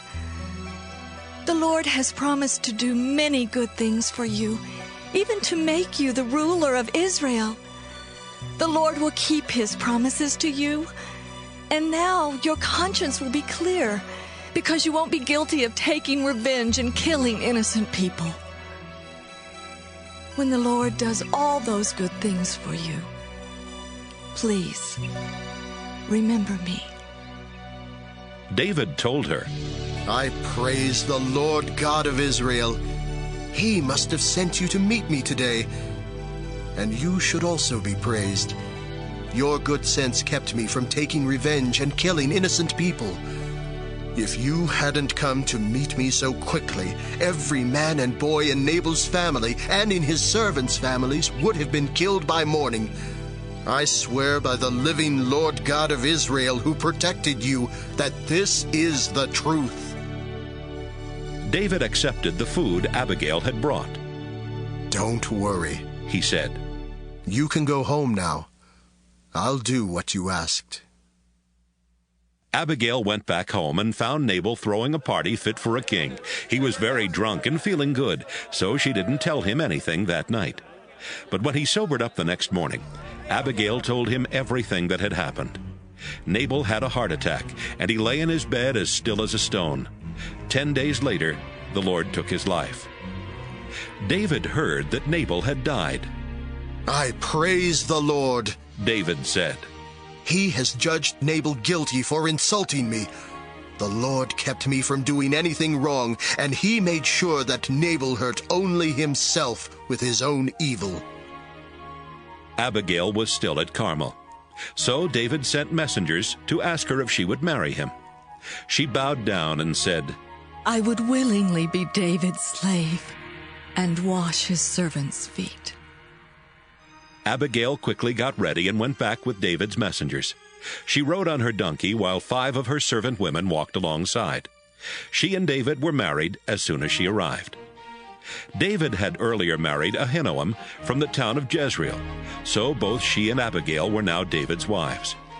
Meanwhile, Saul had arranged for Michal to marry Paltai, the son of Laish, who came from the town of Galim. 1 Samuel chapter 26. Once again, some people from Ziph went to Gibeah to talk with Saul. David has a hideout in Mount Hakeilah, near Jeshimon, out in the desert, they told him. Saul took 3,000 of Israel's best soldiers and went to look for David there in Ziph desert. Saul set up camp on Mount Hakeilah, which is across the road from Jeshimon, but David was hiding out in the desert.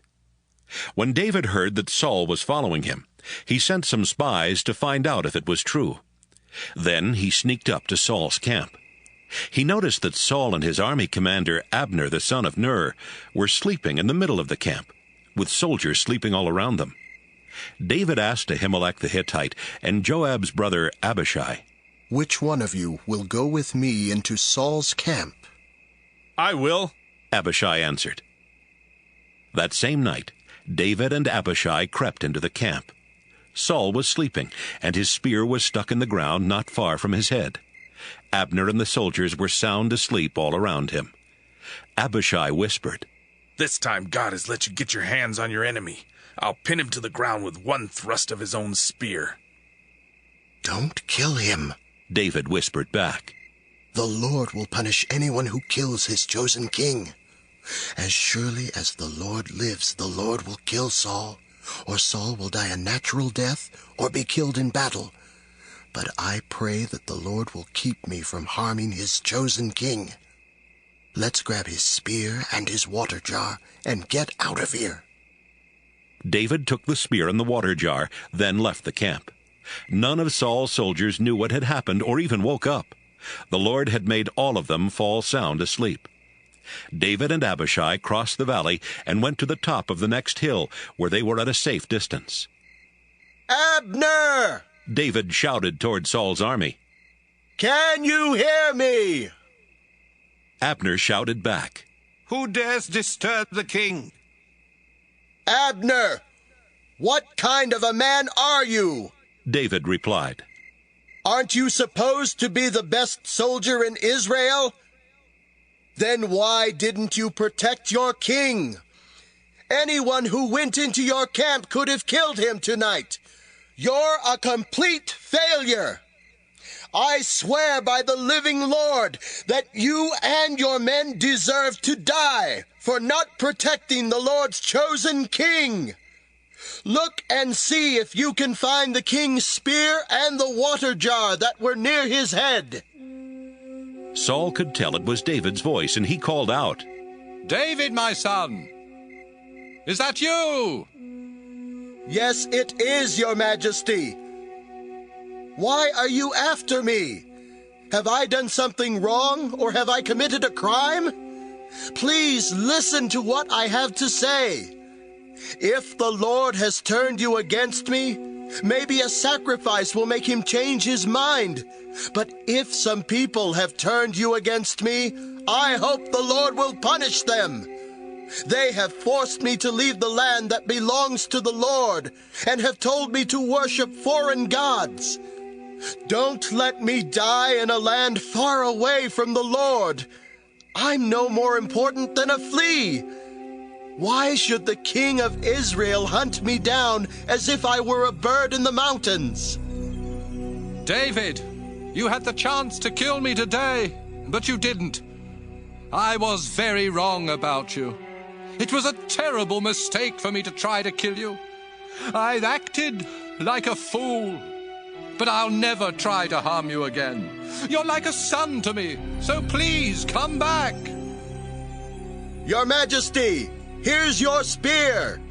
Have one of your soldiers come and get it. The Lord put you in my power today, but you are his chosen king, and I wouldn't harm you. The Lord rewards people who are faithful and live right. I saved your life today, and I pray that the Lord will protect me and keep me safe." "David, my son, I pray that the Lord will bless you and make you successful." 1 Samuel chapter 27. Saul went back home. David also left, but he thought to himself, "One of these days Saul is going to kill me. The only way to escape from him is to go to Philistia. Then I'll be outside of Israel, and Saul will give up trying to catch me." David and his 600 men went across the border to stay in Gath with King Achish the son of Maoch. His men brought their families with them. David brought his wife Ahinoam, whose hometown was Jezreel, and he also brought his wife Abigail, who had been married to Nabal from Carmel. When Saul found out that David had run off to Gath, he stopped trying to catch him. One day David was talking with Achish and said, "If you are happy with me, then let me live in one of the towns in the countryside. I'm not important enough to live here with you in the royal city." Achish gave David the town of Ziklag that same day, and Ziklag has belonged to the kings of Judah ever since. David was in Philistia for a year and 4 months. The Geshurites, the Girzites, and the Amalekites lived in the area from Telem to Shur and on as far as Egypt, and David often attacked their towns. Whenever David and his men attacked the town, they took the sheep, cattle, donkeys, camels, and the clothing, and killed everyone who lived there. After he returned from a raid, David always went to see Achish, who would ask, "Where did you attack today? David would answer, "Oh, we attacked some desert town that belonged to the Judah tribe." Sometimes David would say, "Oh, we attacked a town in the desert where the Jerahmeel clan lives." Or, "We attacked a town in the desert where the Kenites live." That's why David killed everyone in the towns he attacked. He thought, "If I let any of them live, they might come to Gath and tell what I've really been doing." David made these raids all the time he was in Philistia, but Achish trusted David and thought, David's people must be furious with him. From now on, he will have to take orders from me. 1 Samuel chapter 28. Samuel had died some time earlier, and people from all over Israel had attended his funeral in his hometown of Ramah. Meanwhile, Saul had been trying to get rid of everyone who spoke with the spirits of the dead. But one day the Philistines brought their soldiers together to attack Israel. Achish told David, Of course, you know that you and your men must fight as part of our Philistine army. David answered, "That will give you a chance to see for yourself just how well we can fight." In that case, Achish said, you and your men will always be my bodyguards. The Philistines went to Shunem and set up camp. Saul called the army of Israel together, and they set up their camp in Gilboa. Saul took one look at the Philistine army and started shaking with fear. So he asked the Lord what to do. But the Lord would not answer, either in a dream or by a priest or a prophet. Then Saul told his officers, "Find me a woman who can talk to the spirits of the dead. I'll go to her and find out what's going to happen." His servants told him, There's a woman at Endor who can talk to spirits of the dead. That night, Saul put on different clothing so nobody would recognize him. Then he and 2 of his men went to the woman and asked, "Will you bring up the ghost of someone for us?" The woman said, Why are you trying to trick me and get me killed? You know King Saul has gotten rid of everyone who talks to the spirits of the dead. Saul replied, "I swear by the living Lord that nothing will happen to you because of this." Who do you want me to bring up? She asked. "Bring up the ghost of Samuel," he answered. When the woman saw Samuel, she screamed. Then she turned to Saul and said, You've tricked me! You're the king! "Don't be afraid," Saul replied. "Just tell me what you see." She answered, I see a spirit rising up out of the ground. "What does it look like?" It looks like an old man wearing a robe. Saul knew it was Samuel, so he bowed down low. "Why are you bothering me by bringing me up like this?" Samuel asked. "I'm terribly worried," Saul answered. "The Philistines are about to attack me. God has turned his back on me and won't answer any more by prophets or by dreams. What should I do?" Samuel said, "If the Lord had turned away from you and is now your enemy, don't ask me what to do. I've already told you. The Lord has sworn to take the kingdom from you and give it to David, and that's just what he's doing. When the Lord was angry with the Amalekites, he told you to destroy them, but you didn't do it. That's why the Lord is doing this to you. Tomorrow the Lord will let the Philistines defeat Israel's army. Then you and your sons will join me down here in the world of the dead." At once, Saul collapsed and lay stretched out on the floor, terrified at what Samuel had said. He was weak because he had not eaten anything since the day before. The woman came over to Saul, and when she saw that he was completely terrified, she said, Your Majesty, I listened to you and risked my life to do what you asked. Now, please, listen to me let me get you a little something to eat. It will give you strength for your walk back to camp. No, I won't eat. But his officers and the woman kept on urging Saul until he finally agreed. He got up off the floor and sat on the bed. Right away the woman killed a calf that she had been fattening up. She cooked part of the meat and baked some thin bread. Then she served the food to Saul and his officers, who ate and left before daylight. 1 Samuel, chapter 29. The Philistines had brought their whole army to Aphek, while Israel's army was camping near Jezreel Spring. The Philistine rulers and their troops were marching past the Philistine army commanders in groups of 100 and 1,000. When David and his men marched by at the end with Achish, the commanders said, "What are those worthless Israelites doing here?" "They are David's men," Achish answered. "David used to be one of Saul's officers, but he left Saul and joined my army a long time ago. I've never had even one complaint about him." The Philistine army commanders were angry and shouted, "Send David back to the town you gave him. We won't have him going into the battle with us. He could turn and fight against us. Saul would take David back as an officer if David brought him the heads of our soldiers. The Israelites even dance and sing. Saul has killed 1,000 enemies. David has killed 10,000 enemies." Achish called David over and said, "I swear by the living Lord that you've been honest with me, and I want you to fight by my side. I don't think you've done anything wrong from the day you joined me until this very moment. But the other Philistine rulers don't want you to come along. Go on back home and try not to upset them." "But what have I done?" David asked. "Do you know of anything I've ever done that would keep me from fighting the enemies of my king?" Achish said, "I believe you're as good as an angel of God.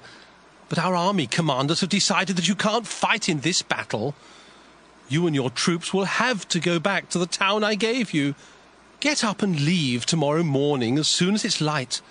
I'm pleased with you, so don't let any of this bother you." David and his men got up early in the morning and headed back toward Philistia, while the Philistines left for Jezreel. 1 Samuel, chapter 30. It took David and his men 3 days to reach Ziklag. But while they had been away, the Amalekites had been raiding in the desert around there. They had attacked Ziklag, burned it to the ground, and had taken away the women and children. When David and his men came to Ziklag, they saw the burned-out ruins and learned that their families had been taken captive. They started crying and kept it up until they were too weak to cry anymore. David's 2 wives, Ahinoam and Abigail, had been taken captive with everyone else. David was desperate. His soldiers were so upset over what had happened to their sons and daughters that they were thinking about stoning David to death. But he felt the Lord God giving him strength, and he said to the priest, "Abiathar, let's ask God what to do." Abiathar brought everything he needed to get answers from God, and he went over to David. Then David asked the Lord, "Should I go after the people who raided our town? Can I catch up with them?" "Go after them," the Lord answered. "You will catch up with them, and you will rescue your families." David led his 600 men to Besor Gorge, but 200 of them were too tired to go across. So they stayed behind while David and the other 400 men crossed the gorge. Some of David's men found an Egyptian out in a field and took him to David. They gave the Egyptian some bread, and he ate it. Then they gave him a drink of water, some dried figs, and 2 handfuls of raisins. This was the first time in 3 days he had tasted food or water. Now he felt much better. "Who is your master?" David asked. "And where do you come from?" "I'm from Egypt," the young man answered. "I'm the servant of an Amalekite, but he left me here 3 days ago because I was sick. We had attacked some towns in the desert where the Kerethites live, in the area that belongs to Judah, and in the desert where the Caleb clan lives.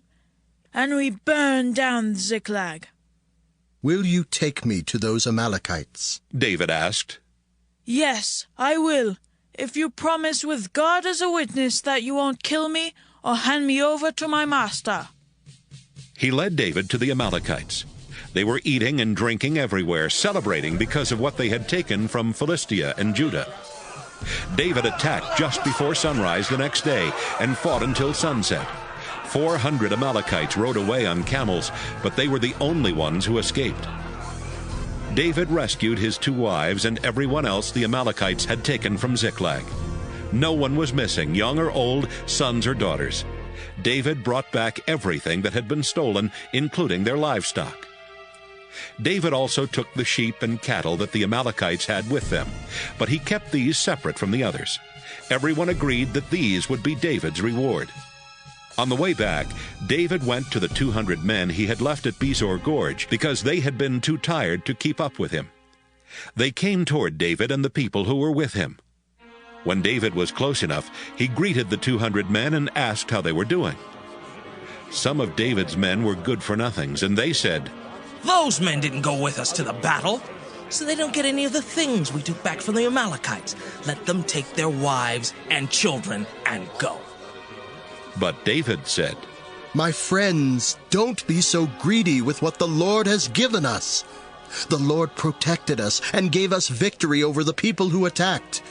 Who would pay attention to you anyway? Soldiers who stay behind to guard the camp get as much as those who go into battle." David made this a law for Israel, and it has been the same ever since. David went back to Ziklag with everything they had taken from the Amalekites. He sent some of these things as gifts to his friends who were leaders of Judah and told them, "We took these things from the Lord's enemies. Please accept them as a gift." This is a list of the towns where David sent gifts: Bethel, Ramoth in the southern desert, Jatir, Aroer, Siphmoth, Eshtemoa, Rachel, the towns belonging to the Jerahmeelites and the Kenites, Hormah, Boration, Athek, and Hebron. He also sent gifts to the other towns where he and his men had traveled. 1 Samuel chapter 31. Meanwhile, the Philistines were fighting Israel at Mount Gilboa. Israel's soldiers ran from the Philistines, and many of them were killed. The Philistines closed in on Saul and his sons, and they killed his sons Jonathan, Abinadab, and Malchishua. The fighting was fierce around Saul, and he was badly wounded by enemy arrows. Saul told the soldier who carried his weapons, "Kill me with your sword. I don't want those worthless Philistines to torture me and make fun." But the soldier was afraid to kill him. Saul then took out his own sword. He stuck the blade into his stomach and fell on it. When the soldier knew that Saul was dead, he killed himself in the same way. Saul was dead. His 3 sons were dead, and the soldier who carried his weapons was dead. They and all his soldiers died on that same day. The Israelites on the other side of Jezreel Valley and the other side of the Jordan learned that Saul and his sons were dead. They saw that the Israelite army had run away, so they ran away too, and the Philistines moved into the towns the Israelites had left behind. The day after the battle, when the Philistines returned to the battlefield to take the weapons of the dead Israelite soldiers, they found Saul and his 3 sons lying dead on Mount Gilboa. The Philistines cut off Saul's head and pulled off his armor. Then they put his armor in the temple of the goddess Astarte, and they nailed his body to the city wall of Bethshan. They also sent messengers everywhere in Philistia to spread the good news in the temples of their idols and among their people. The people who lived in Jabesh and Gilead heard what the Philistines had done to Saul's body. So one night, some brave men from Jabesh went to Bethshan. They took down the bodies of Saul and his sons, then brought them back to Jabesh and burned them. They buried the bones under a small tree in Jabesh, and for 7 days they went without eating to show their sorrow.